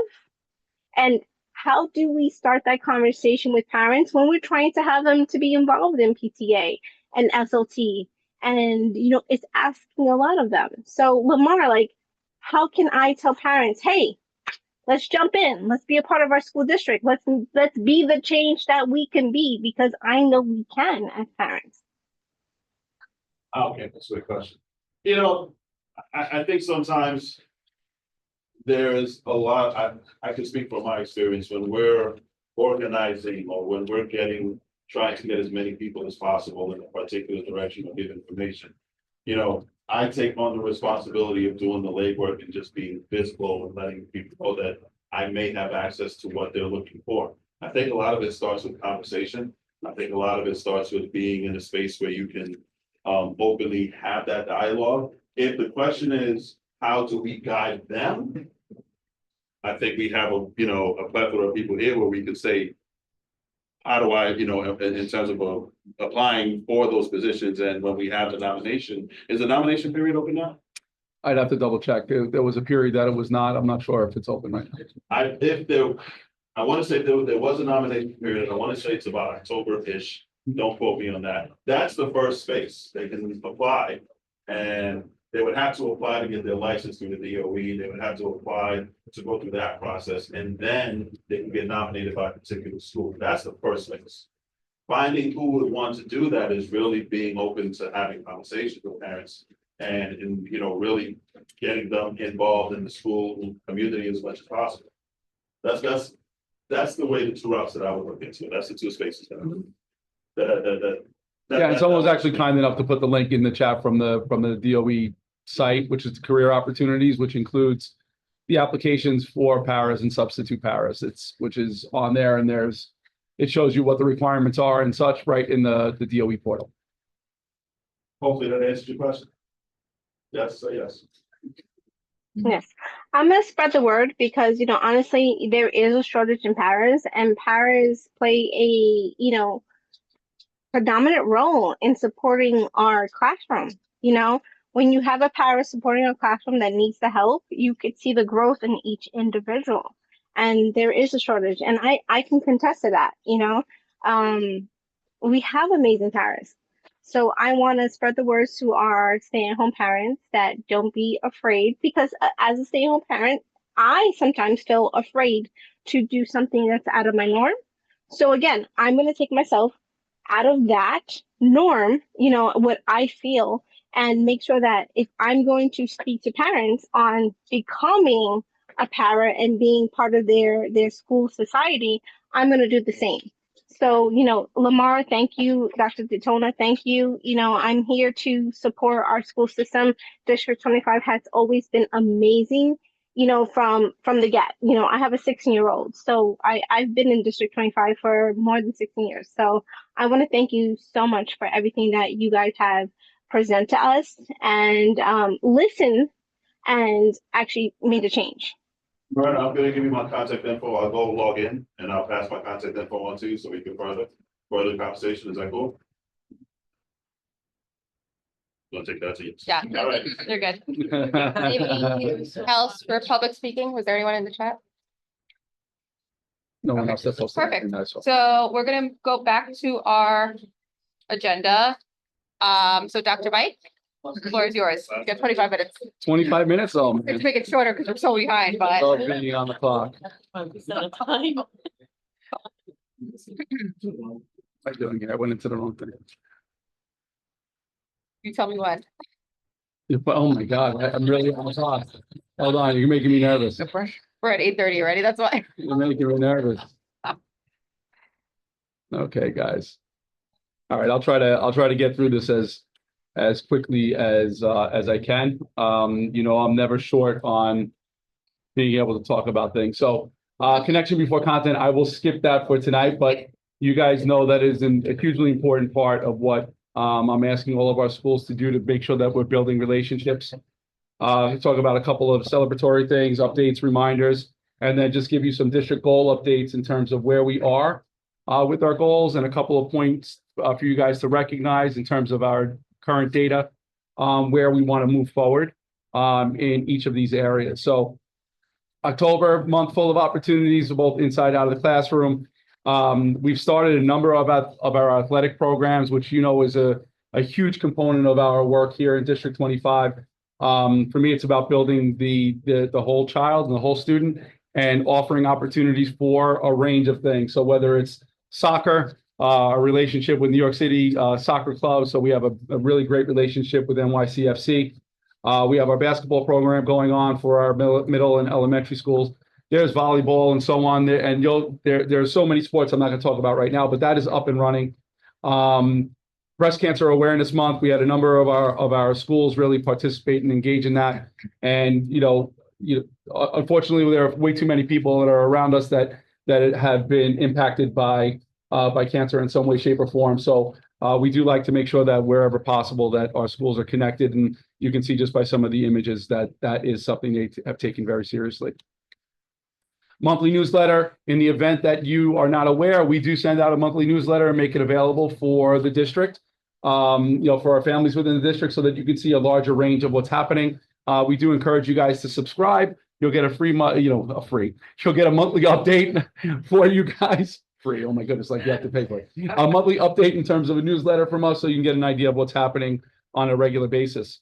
Happy Native American Heritage Month coming up in November. So all those that are celebrating their Native American history, just a big shout out to those that celebrate, making sure that our schools are also connecting with our kids and our families in that way as well. Upcoming events, Thanks for Giving Walk. This is our third annual Thanks for Giving Walk. What we do ask is our community to come together at Bound Park, and we engage in a walk around the little park area there. And what we do, not require, but we ask that our families that are coming to please bring canned goods, and it goes to a local pantry to support families for Thanksgiving. We always get a really, really nice turnout. Even if it's brisk, we get nice and bundled up. We enjoy the opportunity to be in company with one another for what is a really good cause for our community members. So when you hear us talk about wellness, kindness, community as a CEC district collaboration, these are one of the types of events that we try to do to bring people together. So we encourage as many people to come as possible. The flyer is here for whomever it is that is interested. It's been great every single year that we've done it. And I do encourage more and more folks to come and join. I will be there, as well as my team. So whoever can be there, please take advantage. Upcoming events, we have a virtual parent workshop for our English language learner families. There are two separate ones here, one specifically for our Spanish speaking families and the other one for our Mandarin speaking families. So for our parents that do have children that need some of that additional support in building language, these are really, really great opportunities led by our team members. There is the add-on for our special education work. So our CEC members know that it was added to the bylaws that there was a special education workshop, which happened in October last month. But because of that, we've done an additional series to build on that as a district. So there are three. The first one of which is November 24th in the evening, that is done virtually for any of our families that want to know and learn more about the IEP and understanding their child's IEP. So I encourage that. And we also have a virtual math series that we are doing, the first of which is on November 25th, led by Beth from our team. She does a fantastic job as well. So I encourage you to take advantage of these sessions. There will be more as the year goes on, but these are the three that are upcoming for you to take advantage of. So we're not going to do this, but we did it earlier. What meal do you want to be treated to on a special day? For those of you in the audience and online, if you want to just add it to the chat, I'd love to see what you have to say. For me, I shared that, being someone of an Italian background, our go-to on Sundays was always a really nice, great pot of sauce with meatballs, macaroni, and that's what we would always do. I encourage you, if you have one for yourself, put it into the chat. Love to see what you have to say. The goal of this is to build relationships with others, learn that we have things that are really connected to, that we're very connected with one another in lots of different ways, even within the difference. So I encourage you to just pop that in the chat if you're so inclined to do so. But we're asking our kids to do these on a regular basis, at minimum 1 time per week. We want all of our kids in District 25 having that chance just to communicate with a peer about something that is as simple as what you see on the screen. Enrollment reminders. I said during the last session, I will do this at every single one of our CEC meetings, so everyone knows the dates that are up and coming and important. A couple of them that have since passed, but the deadlines for when offers are released are still important. High school application, LaGuardia, and specialized high school that has since come and gone. October 7th was the date. SHSAT registration closed October 31st. December 3rd, high school and LaGuardia applications closed. Thursday, March 5th, high school offers are released. Middle school admissions timeline opened on the 15th. Monday, November 3rd, deadline to register to test for Mark Twain and District 21 talent is open. Friday, December 12th, middle school application closed. Wednesday, April 15th, middle school offers are released. Kindergarten and kindergarten G&T admissions, Tuesday, December 9th. The window opens, closes on January 23rd, and Tuesday, March 31st. Kindergarten offers are released. 3K pre-K, January 14th. Friday, the 27th, 3K and pre-K applications close. May 12th and May 19th are when those offers will be released. G&T grades 1 through 4, Tuesday, April 21st. G&T grade applications open. The close on May the 8th and offers released on June the 11th. Just a quick little note for all of you. On November 3rd, this past Monday, we held our SLT training. We had just under 300 parents, teachers, administrators, all participating in our training session. We did it 2 times, one from 4 to 6, and then another one from 7 to 9. Okay. What's that? It was a long day. It was a long day, yes. And I was not nice to everyone. I made them come in at 11 just to make sure we were all good set to go at 9, excuse me. 9 a.m. So they were all set and to go for the evening. But we talked about SLT 101 to make sure that everyone was prepared around what SLT should have present, along with the chancellor's regulations that correspond with it. And 3 really important components that need to be part of all SLTs. Progress monitoring, our work around MTSS, as well as our school budgets. Where do we find them as parents? Where do we find them as teachers? Where do we make sure that our administrators know where they are with that? So one of the other things, just so that you're aware, I'm not going to show you this right now, but just for awareness, we do survey our school leadership teams to make sure the things that we should be expected to do during our monthly meetings are present and accounted for. So within this survey, we get an idea of where our schools are and what we should be doing next as a district leadership team to support them. So that's just as a space of knowledge building for you. Okay. Into our goals. So I've shared these already. I'm not going to necessarily go in depth, but our goal is to really continue to improve our outcomes for our kids from where we were last year to where we are this. One of them specific around our target subgroups of all students, our Hispanic learners, our Black learners, our students with IEPs, as well as our multilingual learners. As a district, those are really priority groups for us. When you compare our data from one year to the next in terms of baseline, this is not where the kids are going to end up. This is where we're starting for us as a district. The starting points are very, very similar. They're within 1% of one another from last year to this year when we look over the course of 3 years. So we're in a very similar starting place for our kids. When you look at our subgroups, what is interesting here for our English language learners, particularly in Acadians, 2 years ago, we were at 14% of our kids on or above grade level at baseline. Now we're at 31% to start the year for our Ls. So the work that we're doing is continuing to elevate. And for those of you who are native English speakers, you don't know necessarily what someone who is not native English speaking, what it means for them to kind of build that language. It's not as easy as folks may think. So We are steadfast in our efforts to support our multilingual learners here in district.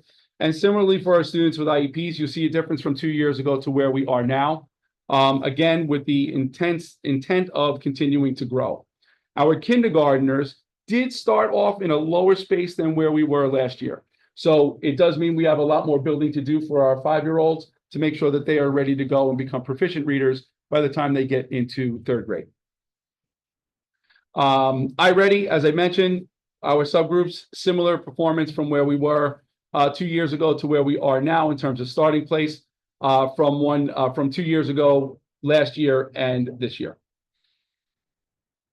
When you look at the 6 domains, so for those of you who are unfamiliar, there are 6 domains within the iReady assessment: phonological awareness, phonics, high frequency words, vocabulary, and then comprehension of informational or literature. What you'll see here from 2 years ago to now, we have seen progress with our kids within phonics, which is really important. Progress with our kids in terms of their knowledge and understanding of high frequency words, as well as all the other areas. Now, what we also need to make sure that we're doing is, it's one thing to decode, it's another to read with automaticity across a page.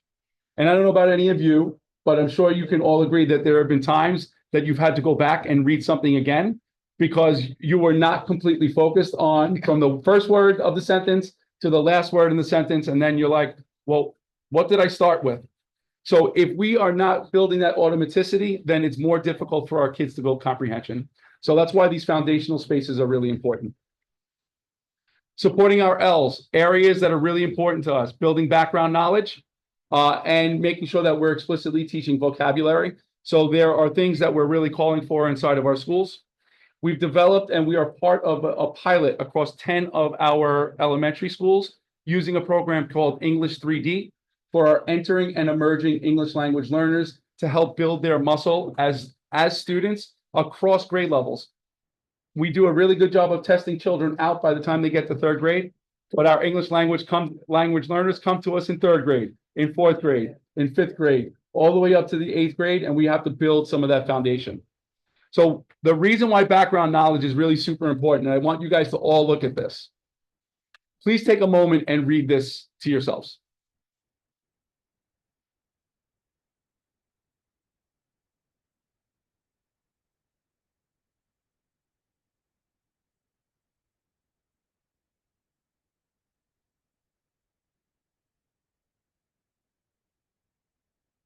Interesting.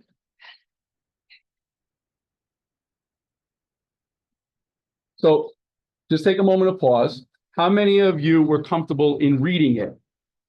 Comfortable reading it, but how many of you know what it means? Does anyone have an idea of what this is about?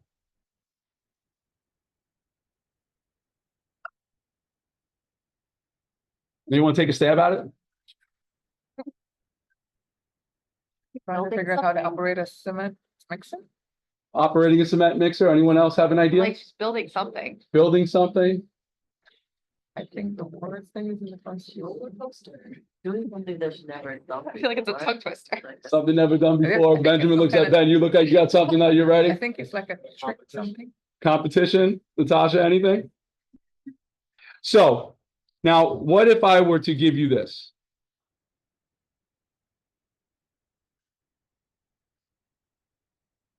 So if we knew that a back door had something to do with surfing, or the lip was the top of the wave, or a grinder, or grinding waves, would it have changed your ability to comprehend what this particular short piece of text was about?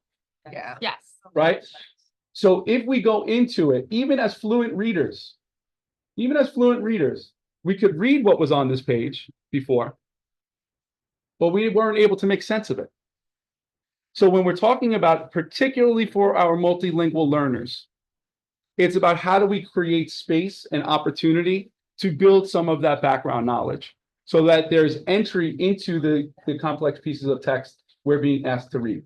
It's just a really important component of our work and what we're really working on as schools to help elevate the language for our kids in our classrooms. Because if we're not thinking about this, then some children that do not have the language yet will struggle making sense of it. You know, so a couple of years ago, and this is where I wind up going beyond my 25 minutes. I'm sorry, I can't help to do these anecdotes on the side. So a few years ago, we do have a member of my team that is fluent in Mandarin. And what I asked her to do was to teach a lesson to the group of principals and assistant principals that were in the audience, only in Mandarin. Why? So you understood. To make sure that we understand that for children that do not speak English in our classrooms, that's the way that it feels. The way that it feels for us listening to us getting a lesson that's in a language that we don't understand. But I also know that what she did after just entering, she provided important scaffolds. She gave me images that allowed me to know what the context of the text was. I was able to know that it was about overfishing and how is it impacting the turtle population in the area. And Puyu, I learned, was fishing. And tell me if I've still got that right. Did I get that right? I don't know if I did, if I remembered it correctly. But that was part of what was taught during the day, right? So for our L's and all learners, our academic English learners, this is incredibly important. Okay. Specially designed instruction. This is particularly for our students with IEPs, but all children benefit from really broken down, clear direction around how I'm learning. Teacher think alouds, so providing directions in multiple ways, visual, written, oral, breaking down multi-step problems into smaller bite-sized chunks to support our children that need that type of scaffolding. Physically and emotionally safe, you guys know what I'm talking about here. This is around connection before content. We surveyed our students at the elementary and middle school levels around key components: self-awareness, social awareness, self-management, responsible decision-making, relationship building, community agreements, connection before content, and supportive environment. What we have seen here so far, we're still in the process of breaking it down as all of this data has just come in, is looking for gaps in where our children's perceptions are calling out to us that we need to do more. So certain things that still show themselves is around this idea of mutual respect for one another. So children cite that they know that they should be respectful, but that not all kids are, which I think is really, really important that we continue to build on this. So ways that we are. We've initiated in all of our middle schools training for a group of students that are going to serve as peer mediators in each of our 6 to 8 schools and schools that have 6th to 8th grade. So they receive training here. Really excited about that. We have half of the schools trained so far. The other half is coming. We're also going to be training our middle schools around restorative practices to make sure that everyone is equipped to support conflict resolution inside of our schools. We want to make sure that we're equipping our kids with the skills that are necessary to help build out that positive community that we're looking for all of our children to experience.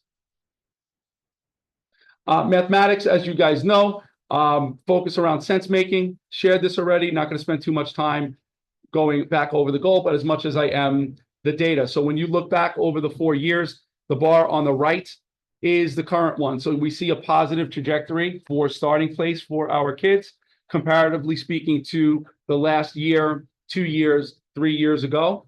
Also evident in our domains. So the domains kids are assessed on: algebra and algebraic thinking, geometry, measurement and data, number sense and operations.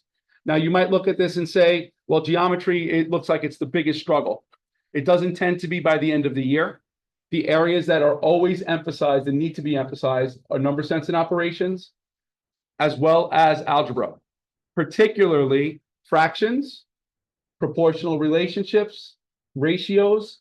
When we start talking about parts of whole, it becomes a little bit more of a hard time for our kids because it's a lot more abstract for some of our kids, as well as equations and expressions. So things that we're working on as a district is in alignment with that. And ways we're doing that, there's something that's called the Do the Math protocol that our schools are working on, where we get to really study the standards, study what our kids are struggling with, and then make adjustments. I'm doing this really fast, Eden. I hope you know that, and I hope you guys don't mind. I'm trying to keep myself to the 25 minutes. I'm doing good. I'm on time. Okay, good. You're okay so far. So 5 minutes to go. these two really important, and I have to give a big shout out to Stephanie from the CEC for one of these. Stephanie and Jenny from our team are really putting forth a big effort for the Safer College program. I'm not sure how many schools have booked you already, but I know a bunch of schools have booked both of them to go to the elementary school sites and encourage our families and build awareness around these savings accounts that are made available for our children in grades K through 4. Just by activating the account, every single one of our children in K through 4 in the district will have $100 added to a savings account that can be built on over time. We only have under 40% of our parents that take advantage of it right now. Now, I'm not telling every parent they have to. That's a parent's choice. But I want to make sure that there's awareness so that they can make that choice. So Stephanie and Jenny I'm really grateful for them to take on that lead. And I'm hopeful by the end of the year, we have at least 10% more families that take advantage of it. Civics for All, with the permission of the CEC, when Project Soapbox happens, I would love to have our kids come here and share their speeches. Yes. Last year, we had a child all the way in the first grade, I think, right? In first grade, come and share her soapbox speech to the community. And she had us all just listening with tremendous amount of intent. So Melinda from our team has already met with all of our civics leads across the district to help support the lessons that go along with Civics for All, as well as preparation for Project Soapbox. If you're not aware of Project Soapbox, it means that our kids engage in action research on an area that is really important to them. They do the research, they write a speech, and then it's presented to their community. My goal this year is that our schools not only have the kids make a speech, but that we identify one that becomes a community-based action project, that we're doing something with what's happened. A couple of years ago, it resulted in a new traffic light put outside of the school because a child was hit by a car. So the students took it upon themselves to invite every local elected official that they could possibly invite. They invited DOT, and what wound up happening was that collaboration resulted in a traffic light that was unveiled 2 years ago. Last year, because of that, students at another school also invited DOT, all of their local elected officials, because there wasn't a stop sign out in front of their building. What they did was unbelievable to me. They went out there with their checklist of criteria for how many families were driving through the intersection without paying attention. And they noted it. And what they presented to the local elected officials and DOT was data that supported their choice. Now, they're still working on it. They haven't gotten the stop sign yet, but it's all part of the civic process that we want to build in our kids. So more to follow on this. I'm really this is a huge part of what I believe in. So I'm looking forward to amazing projects that come from our kids. And I see Melinda's face on the screen. She can't wait for it either. She's a huge advocate for us here in the district. Fostering engagement with our families. So this is a plea for all of you. We have data that's come back. It is not enough. I only have 640 parents that have completed the survey. So what I did today, I made a video message that's going to be sent out. Not that you guys don't want to hear me as much as you have already had to already tonight. You'll get to hear my voice again in a video message that I'm sending out to all families requesting that they complete the survey. What we learned just from 644 responses, that over 300 of those responses, parents indicated the need for parenting classes and social emotional learning support. And I'll be the first to tell you, I have a 9th and 11th grader, and I don't know everything there is to know about making sure that I'm parenting my kids the exact way that I should. There'll be some times that we make mistakes and times that we're not sure if we made the right choice, right? So the idea that almost half of our parents indicated that tells me I need to hear from everyone else around what those needs are so we can offer supports. Because of this survey, we've already mobilized Wing from my team. She's my social worker, has already mobilized to start organizing with organizations that can offer training supports for our families in these areas. The only thing is, I only have that from a handful. We have 23,000 families in the district, kids in the district, right? How do we make sure that we get more? So you're going to hear my voice. You might hear it more than once. Don't yell at me if you hear it 3 times. But the goal of it is to get as many pieces of feedback as possible, because I do take it seriously. What you'll see here when I come with you with data, you're going to see, here's the thing that we're doing next. You're not just gonna hear me give you information. It's here's how we're gonna operate after that. Okay? That's just a little bit more about what I just said. That's your timer, but. you're Oh, good. no, this is my last one. Chronic absenteeism. We have the second highest attendance rate in New York City. We're at 95.5% here in District 25. We're at 13% chronic absenteeism rate, which is 6% lower than where we were at the end of year last year, which is great. The area that we still need to improve upon, without a shot, beyond a shadow of a doubt, our kindergartners and our first graders are out with more frequency than any other grade group. These are the grades that, yes, they're going to wind up putting those fingers in those mouths and all of those things happen. And some of our kids are going to get sick. There's no doubt about it. But we want to continue to promote, making sure that our children are in school every day if they are healthy to be there. Right? Because when the building blocks for our kids happen in K and 1. And I don't know who was mentioning it earlier that if we're not present, I think it was you, Natasha, or you, Ben, we're talking about if we're not in class, how we feel. The same thing happens when our kindergartners miss a lesson around the letter sounds. And they miss being part of a digraph and how when we put those two letters together, they make a certain sound. When we're absent, we miss out on those opportunities. And if we miss 18 of the days during the school year, just think about how that builds up for our kids. Right. So we really need to push that as much as we possibly can. And that will end my story. And I'm finished. I know I went past it, but I apologize. Thank you. Well, you got it. Does anybody have any questions for Dr. Mike before we move on? Yes, please. Questions? Okay. So next on our agenda is our two resolutions that are up for voting tonight. I guess I will have Stephen go first. If you want to just read it out, or if you want somebody to read for you. I know you're not feeling 100%. Can one of my sponsors read? Would you mind? I'll have a statement afterwards. Okay, yeah. So somebody wants to read for him. I think Shauna said she would. Shauna, you said you would read? Okay, and then he has something he wants to add at the end. I'm reading the whole resolution. Yeah, just read it out.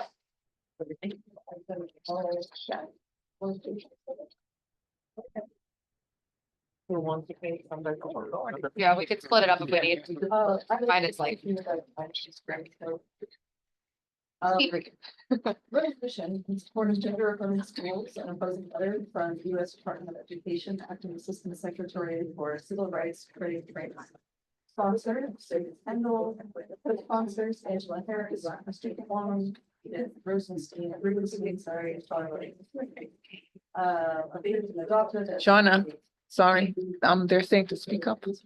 They need you to If speak you louder. could, They can't hear you. Whereas public education in the United States has a constitutional obligation to provide an inclusive and equitable learning environment for all students, regardless of race, gender, or background. And whereas the Equal Protection Clause of the 14th Amendment to the United States Constitution ensures that all children are treated fairly and equitably in public education. And whereas Title VI of the Civil Rights Act of 1964 prohibits discrimination on the basis of race, color, or national origin in any program receiving federal financial assistance, including public schools. And whereas Title IX of the Educational Amendments of 1972 prohibits discrimination based on sex, including protections for LGBT+ students in educational institutions receiving federal funding. And whereas Acting Assistant Secretary Craig Trainer's September 16th, 2025 trainer letter to Chairperson Faulkner alleging an identification of a civil rights compliance issue with the New York City Department of Education and New York City Public Schools, NYC DOE, or NYC, yes, because mischaracterization and misinterpretation of the NYC DOE's guidelines to support transgender and gender expansive students. And whereas the trainer letter inappropriately asserts that the guidelines to support transgender and gender expansive students can move in and move out of intimate facilities reserved for both sexes on a day-to-day basis simply by asserting a change in their gender identities. And whereas the aforementioned inappropriate assertion dismisses the lived realities of people with transgender and non-binary identities. Leading medical and psychological organizations affirm that gender identity is a deeply rooted aspect of self, not unstable and changed on a whim. For example, the American Medical Association states empirical evidence has demonstrated that trans and non-binary gender identities are normal variations of human identity and expression. And whereas such mischaracterizations and misinterpretations of the related steps to obtain compliance within the trainer letter seek to ostracize students based on their gender identity, are in direct violation of students' civil rights and their right to truthful and inclusive education. And whereas the aforementioned steps to obtain compliance within the trainer letter restrict the meaning of sex in Title IX to exclude gender identity, which cannot be done unilaterally, as stated within the 2025 joint statement of the Office of the Attorney General and the State Education Department regarding transgender students' rights, which has changed the meaning within of sex, Title IX, would require an act of Congress or at a minimum notice and comment rulemaking. Whereas NYSED has also affirmed the rights of transgender, non-binary, and gender expansive students in New York public schools, ensuring their ability to access facilities, programs, and an educational environment that affirms their identities. And whereas New York City Public Schools, NYCPS, have been implementing culturally responsive and gender affirming education since 2019, as defined by the Panel for Educational Policy approval of the definition for CRSE in NYCPS, with students reporting that such effects make them feel seen, valued, and led to improved educational outcomes. And whereas the NYC DOE's guidelines to support transgender and gender experiencing students remains in compliance with and upholds the New York State human rights law, as amended by the Gender Expression and Non-Discrimination Act, which states that transgender and gender expansive students are entitled to use the restroom or walking room that aligns with their gender identity and prevents the violation of these students' civil rights, as districts must continue to follow state law, as directed by the State Education Department and Office of the Attorney General to uphold the state's commitment to equal educational opportunities for all students. Whereas on September 19th, 2025, NYCPS General Counsel sent a response to the trainer letter, which requests that the US DOE Office for Civil Rights provides a reasonable extension of 30 days, explain the violation of Title IX, and provide due process required by federal regulation, explain the nexus of Title IX and the discontinuation of the MSAP grant funding, explain why the 3 districts chosen were selected, confirm MSAP grant funding authorized but not yet spent can be carried over, and written procedures for objections, hearings, and appeals as required by 34 CFR 200.342. And whereas New York City has made significant financial investments in evidence-driven initiatives such as Black Studies, Living Voices curriculum, the LGBTQ+ curriculum, and other culturally responsive sustaining education (CRSE) programs, reinforcing its commitment to an inclusive and equitable teaching through learning and culture instruction. And whereas studies have demonstrated that culturally responsive and gender-affirming curricula improve student outcomes, increase engagement, and foster safer and more supportive school environments for all children, particularly students of color and LGBTQ+ youth. And whereas the suppression of discussions about race, gender identity, and systemic inequities harms all students by failing to prepare them for participation in a diverse and democratic society. And now, therefore, be it resolved that the District 25 CEC strongly opposes acting Assistant Secretary Craig Trainer's September 16th, 2025 letter and any related federal efforts to revoke or rescind the grant from the Magnet School Assistance Program. And be it further resolved that the District 25 CEC reaffirms its commitment to providing culturally responsive and gender-affirming education in accordance with the New York State Education Department's guidance and the legal rights of students under federal and state law. And be it further resolved that District 25 CEC supports the NYCPS General Counsel response letter sent on September 19th, 2025, requesting a reasonable extension, explanations for the trainer letter's allegations of Title IX violations, and the nexus between Title IX and MSAP grant funds being continued. And be it further resolved that the District 25 CEC calls on New York City Public Schools to continue to oppose the directives provided within the Acting Assistant Secretary Craig Trainer's September 16th, 2025 letter. And be it further resolved that the District 2025 CEC calls on NYCPS to direct all schools under its jurisdiction to continue implementing curriculum and instructional practices that affirm the identities of all students, foster critical thinking, and ensure that all children, regardless of race, gender identity, or background, have access to an education and facilities that reflect and respect their experiences. And be it further resolved that the that the District 25 CEC calls on the NYCPS to continue to uphold the guidelines to support transgender and gender expansive students, as these guidelines uphold the New York State Human Rights Law as amended by the Gender Expression and Non-Discrimination Act, which states that transgender and gender expansive students are entitled to use the restroom or locker room that aligns with their gender identity. Be it further resolved, the District 25 CEC calls on all city, state, and federal elected officials that represent the neighborhoods included within the geographic borders of the District 25 to work together to ensure that NYCPS remains adequately funded if there is a projected loss of federal funding due to opposing the directives. It's not that part, yeah. The last, that last sentence, leave off the last sentence. Okay. So just leave, end with the trainer letter. Due to opposing the directives within the trainer letter. Yeah. Just finish it there. Okay, and then Stephen, you wanted to add something real quick. Yeah, I just, two updates. The New York City Public Schools has held the line on we're continuing to respect our students, which I passed this 30-day deadline, which is great, and I want to thank them for doing that. I just wanted to make a quick statement about why I still wanted to put this forward despite that. Pardon my voice. District 25 regularly states its commitment to kindness, wellness, and inclusion. The resolution is designed to affirm our commitment to those values in the face of the U.S. Department of Education's demands of New York City Public Schools to roll back their support of trans, non-binary, and gender expansive students. The resolution states that we support the policies of New York City Public Schools and support these students in District 25. Similar resolutions have been passed by CEC 15, CEC 30, and the resolution has the endorsement of the Queensborough President's office. Nice. A vote for yes on this resolution shows that District 25 applies our stated values to all students, regardless of their identity.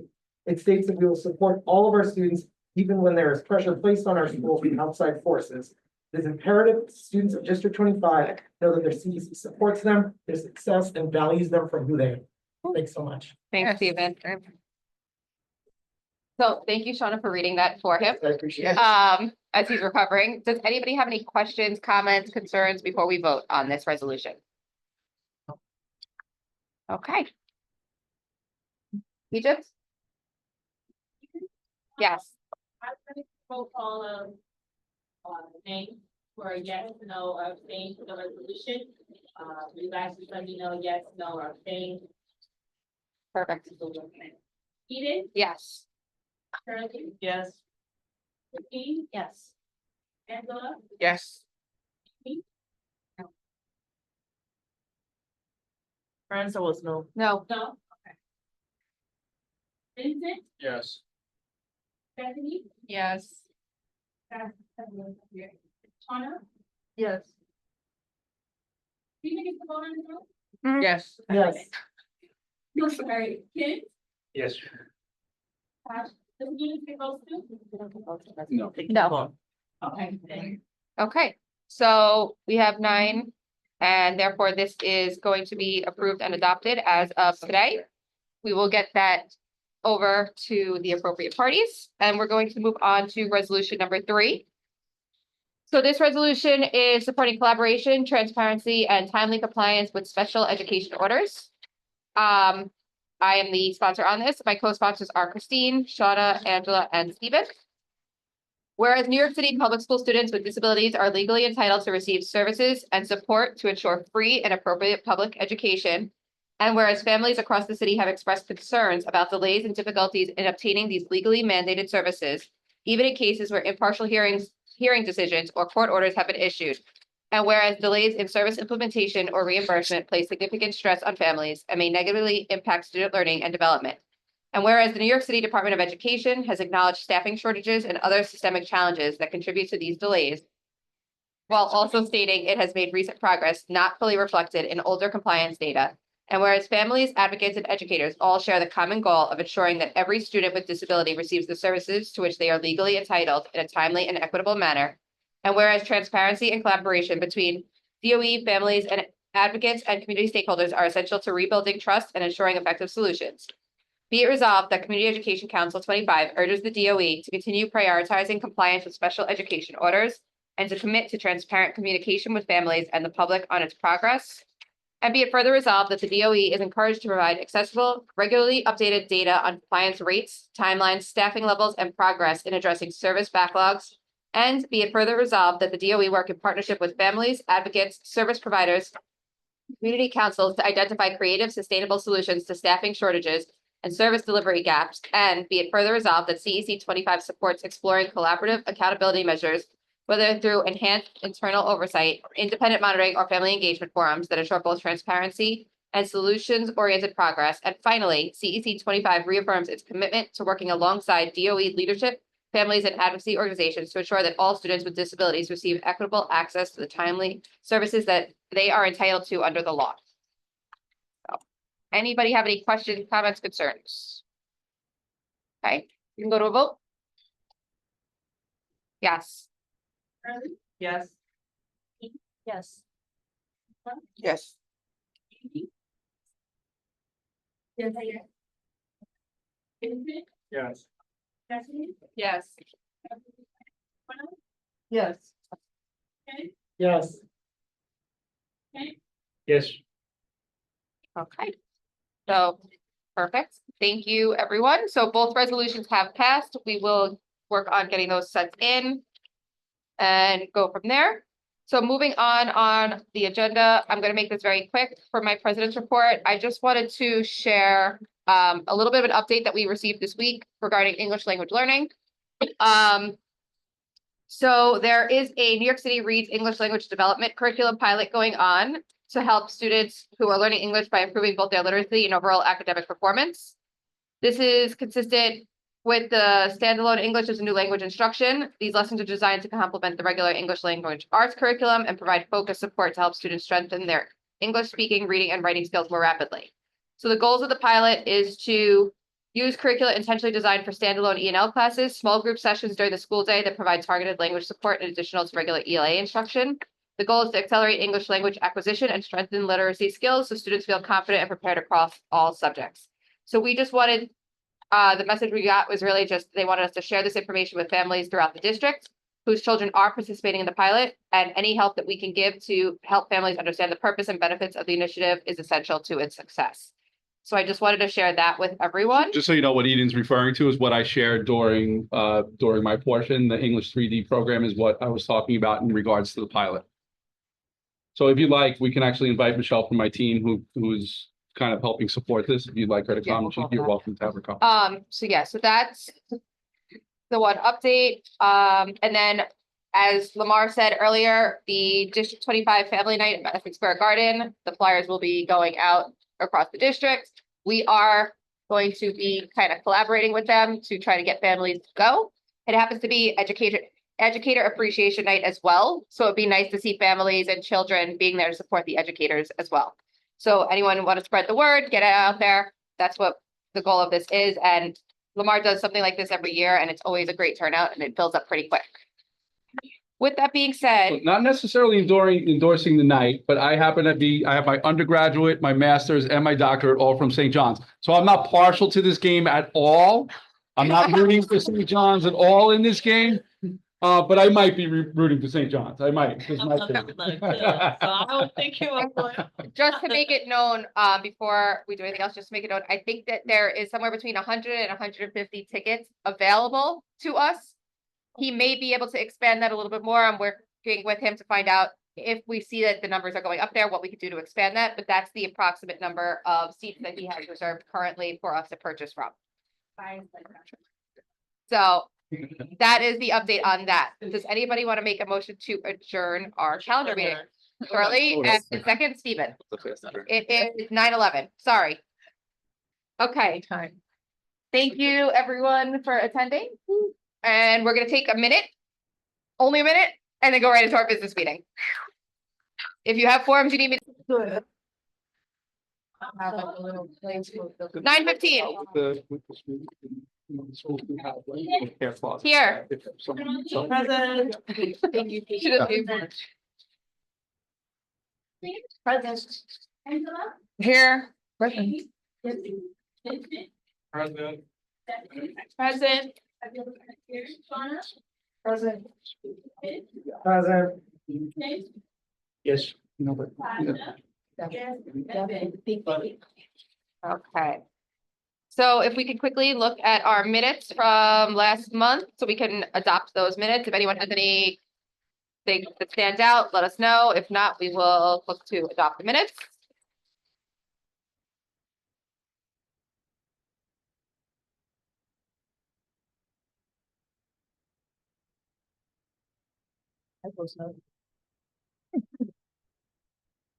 Senator Liu's name is misspelled. Who? I did see that on the after. Wait, whose name? Senator Liu is LIU. LIU, yes. Yeah. Where is that? Right. Second page.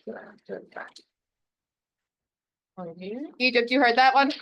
I was thinking that's So Senator Liu? Okay, anybody have anything else? First page, October 8th, it's missing a T. First page? Oh, October 8th, yes. At the top. Got it? Oh, okay. Anybody see anything else on the calendar meeting or the business meeting? Okay, This one you said, it's Danielle. Yeah, then yeah, no, that's not right. Danielle Schaff, I'm gonna get you the right spelling for her name. This was. It's Oh, S- okay. It's On this one. SCHAAFF. AAFF. Okay, so Danielle And Schaff with the IE. Yeah. WAFF. and an I before the E in her name. Danielle. Other than that, that's the only thing I see. Does anybody have Oh, anything yeah, else? I just saw my name. Number 5, 2L. Oh, yes, your school visit. Got it. Okay. On the second page, it's not the UD Department of Education, it's the US. Oh, yes, US. Under Stephen's resolution, on number 7, it says UD instead of US.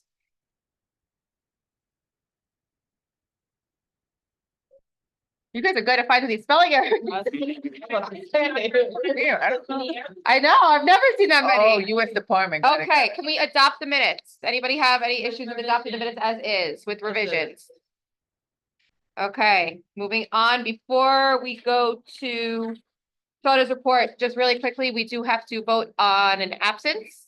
As you guys know, Fabiola is not here today. She had a class to take and did reach out within the timeline appropriately. So we just need to take a quick vote, whether to approve her absence or not. So if we could just go through the roll call and we'll take a vote.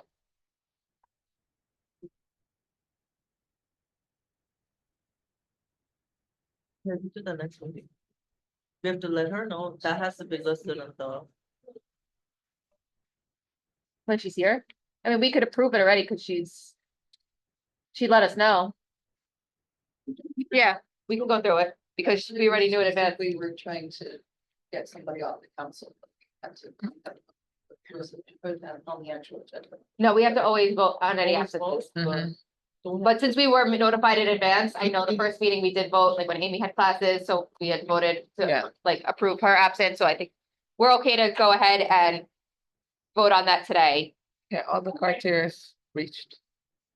Okay, so if we could just go through, yep, yes. Shirley? Yes. Me? Yes. Yes. Yes. Vincent? Yes. Anthony? Yes. Shauna? Yes. Peter? Yes. Hank? Yes. Awesome, okay, Shauna, you wanna go over treasure report? Sure. So, currently we have $11,850, for left for reimbursements. $2,080 left for meeting expenses, $500 left on the P card, $5,400 left for supplies, and $12 left for equipment. Perfect, thank you. Anybody do any school visits since the last meeting? Okay. I'm gonna, Shirley, you went to one? I'm gonna go down our list. So Shirley, you went where? And what date was that?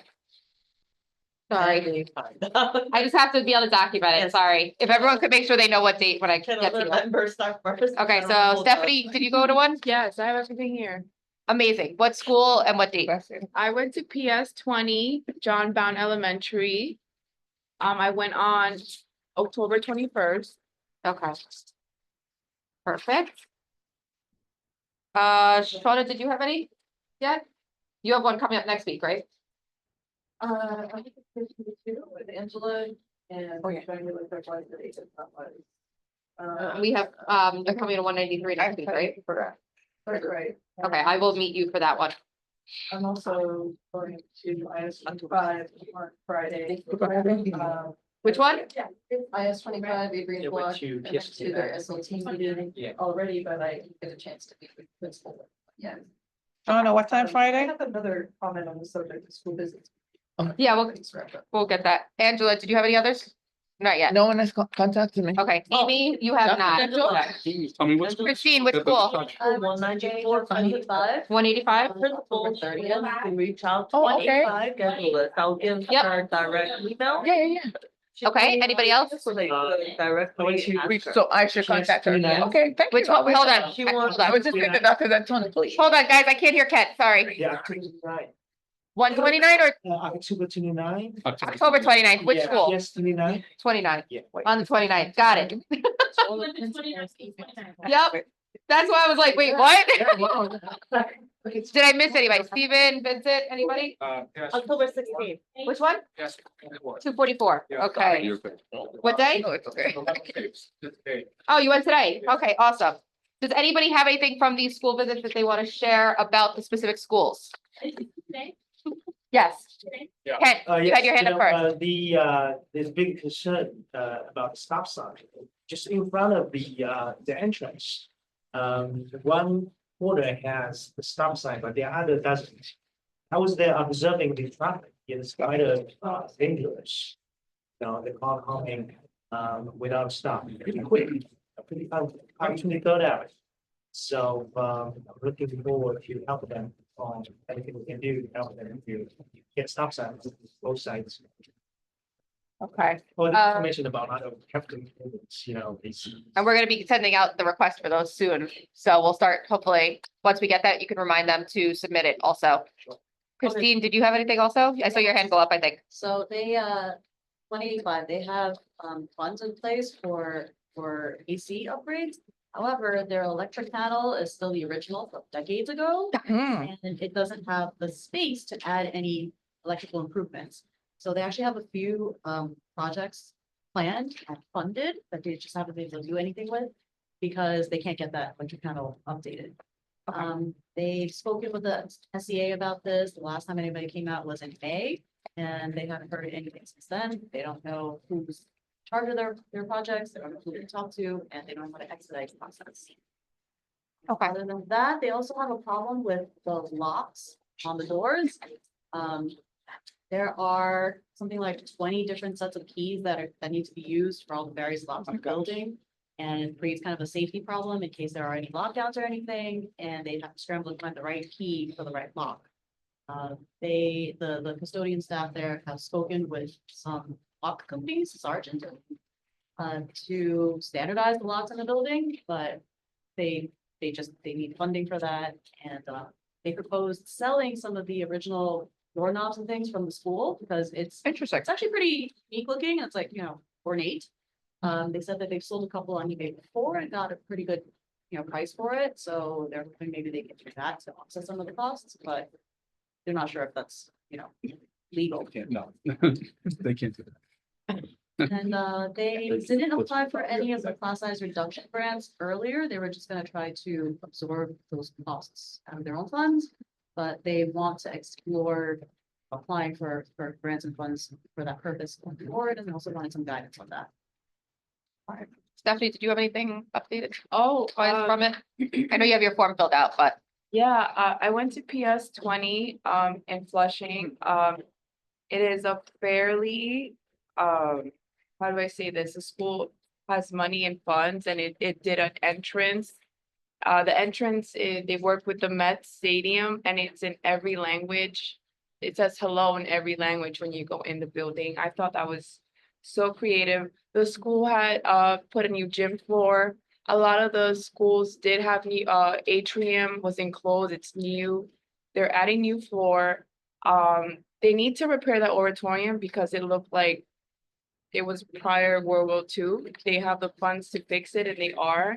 The only thing that they did ask at the end of the trip is that this is the only school I saw that they have a occupational therapy room. I don't know if other public schools they had one of those, and it was very impressive.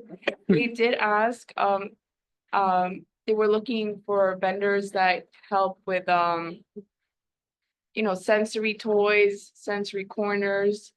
But then we had the one that presented, And I did, so I was wondering if we do it directly, or can we connect them towards those grants? we can kind of guide them to connect with those people. And another thing, they had, there was a dean, and she works with students one-on-one, and she had a Lego station in her office, and I thought it was so creative. She was telling me that the kids really go in there and they get lost, and it really opened up. So I was wondering if we can help them possibly get in touch with Lego, or maybe just help them find more options to Lego the games, or make Lego pieces, because the way they were using it, it was just like every time a student went in there, they would make something and leave it in her office. And that was the incentive to come back to the dean and speak to her. And I thought that was a great, simple way to get people, kids to open up. So, but overall, the school is amazing. I would go there in a heartbeat.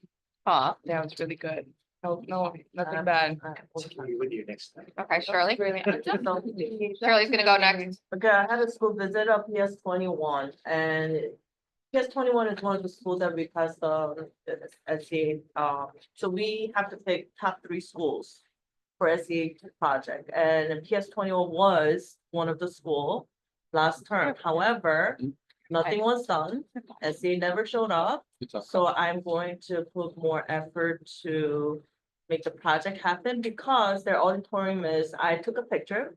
Seats are broken. As we know, seats, they're connected with the metal pieces and it's sticking out. It's very dangerous for the kids. And I graduated from there. It's the same seat. I always think it's the same seat when I was like, oh my Lord. But aside from that, he also wanted a backyard upgrade, and also there's no AC. There's no AC in the auditorium, there's no AC in the gym. They utilize the auditorium a lot, but during spring to summer seasons, they can't. And they have a kindergarten graduation, it's just horrible. Now, the problem is, they did receive a funding from Councilwoman Vicky Palladino for the backyard, and also for HVAC, for the air conditioner. So there's a funding, but there's no worker showing up. So SCA is not showing up.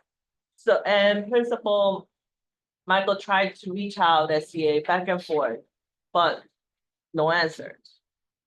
So now we have to find a way for them to get their attention, so that make sure that they could come. I have a recommendation. I know that with 193, Donovan Richards' office is looking to assist with that. Yes. So we can connect you with Catherine, and she Definitely. can do some follow-up on it as well. Yes, I'd love to. If you just send Steven some information. he Yeah, can send me some help with info, that. I can send it over to 'Cause Kat. I got an Definitely, update on because 193 that way. PS 21 project, I am actually teaming up with the Councilwoman Vicky Palladino, because she has a funding. It's just that she also wants to find a way to reach out to SCA too. So now more boys, I hope they could start their project on this one. Yes.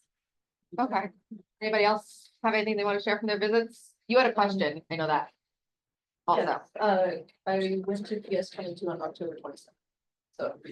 10/27. You want to add the date To. to 10/27, Shoshana, is when she went to that school? Next to her name, it's on the IPR I filled out. Thomas Jefferson. It's just the date that she did the visit. Oh, yeah, sorry, Chuck. Any borough president stuff, just make sure to add Kent donated. Got it. Sorry, So if you, my fault. you create kind of a email thread, it will be great, including myself. I also include the funding manager for the Vicky Palladino's office, so that we can work. I know him very well. I know him very well. Angela, when we went to PS 22, it was an interesting visit. The principals said that a big issue for them, they didn't really have big capital needs right now. She did mention that when they need to get new air conditioners or Yeah. space, that they're restricted to an AC vendor that's approved by DOE and is really expensive, endlessly expensive in her view.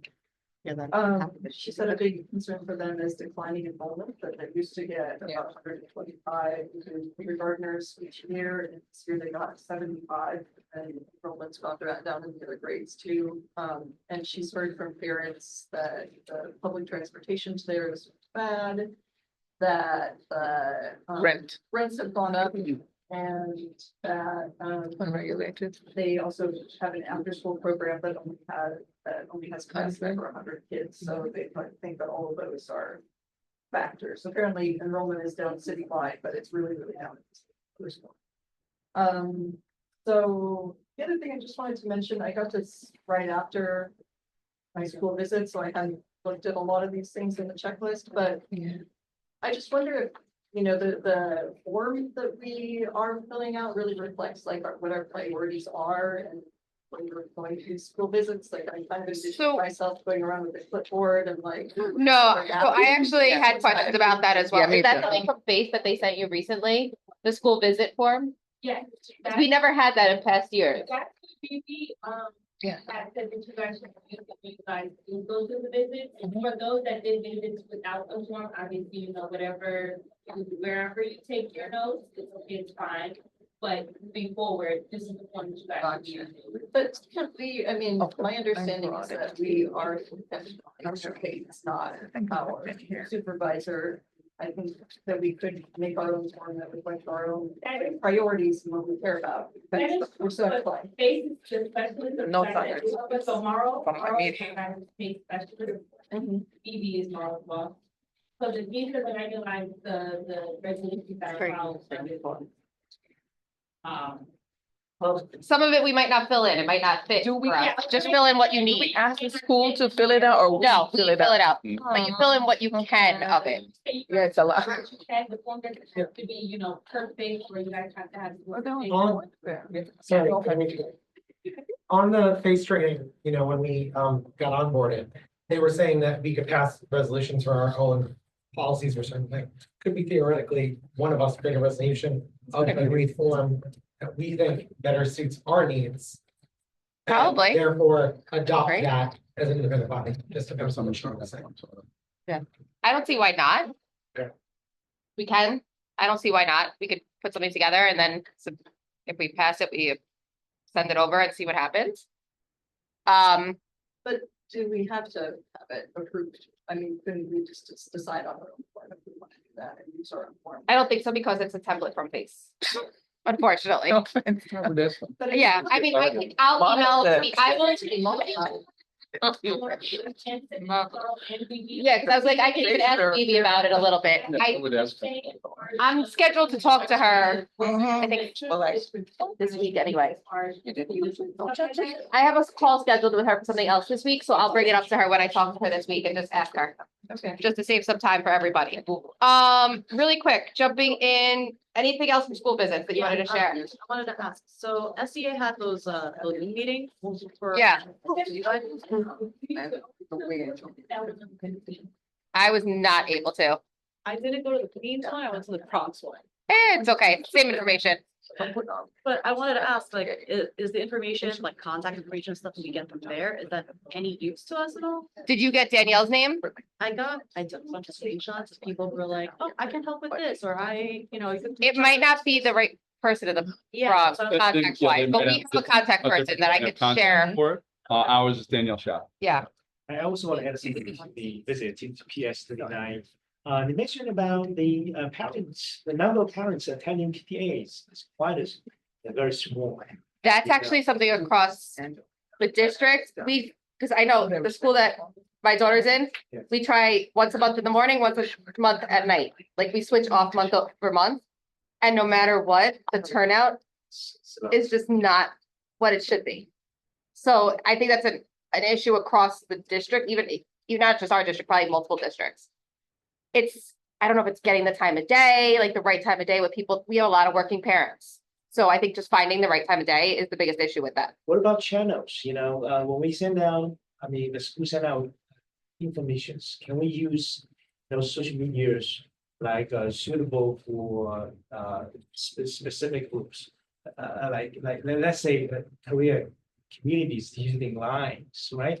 And Chinese community using WeChat. And they spend a lot of time on those social medias. It could be a one So, way to. for that, PS32, PTA, they bought some app. It's called Parent Square. Oh, So they're really good. 79 uses Same it. thing, we use Dojo. Yeah, so 79 uses that it. works I like very well with spreading, and you also could translate as well. Every translation is pretty good these days. So, with that, PS32 has a good number of PTA parents attending because they just notify a lot of times, not just once, a lot of times. It gets Yeah. but So I it will gets tell your you, attention, basically. just like you're saying with Parent Square, we have Dojo at my daughter's school. PTA, for the first time this year, we've been pushing for this for many years. I had to reach out to Dr. Mike to ask him about this. We wanted a way that we could share our flyers without having to wait for admin to post it all the time. We finally were given an access to Class Dojo. And now whenever there is something, once admin approves the flyer, we push it out. We send out the reminders ourselves. So we're pushing it out to the families to make sure that the families are receiving all the information in addition to what the school is sending out. So that's another avenue to go in case people aren't coming to the meetings. As far as I know, you could do, from what I could tell, I've never used Parent Square, but I know the PTA uses it as well.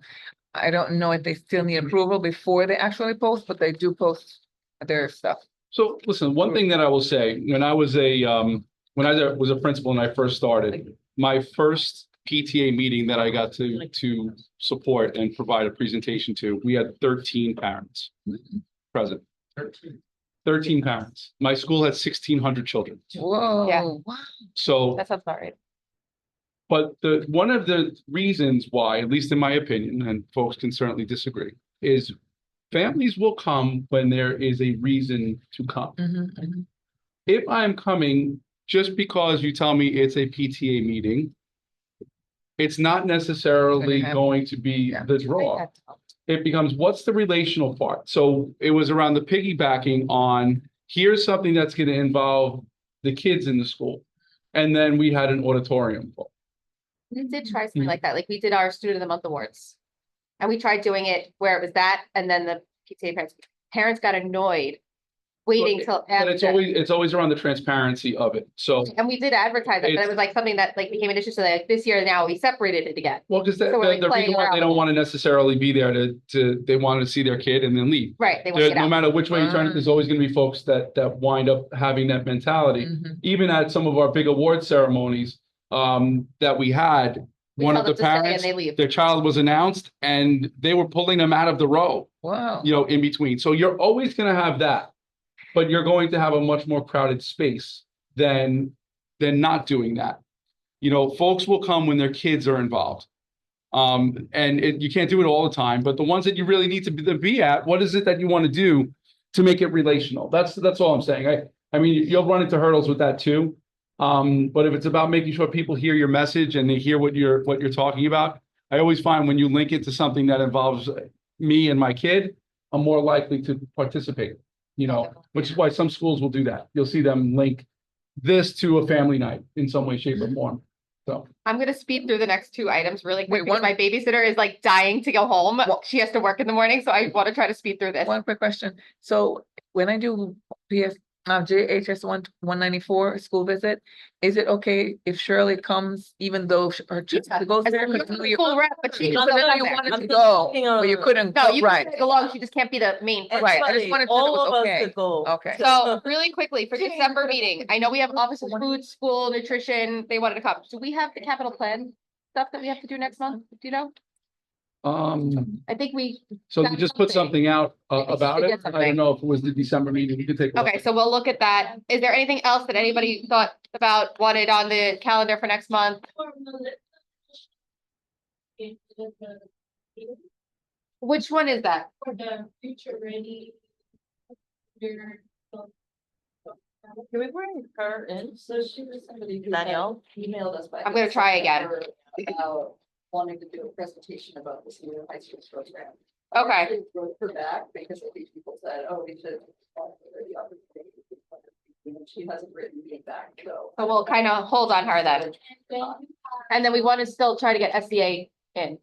You wanna get SBA and then you also have, yeah. Orphan-ness, right? Yeah, Rhea Data. needs to do the data dive.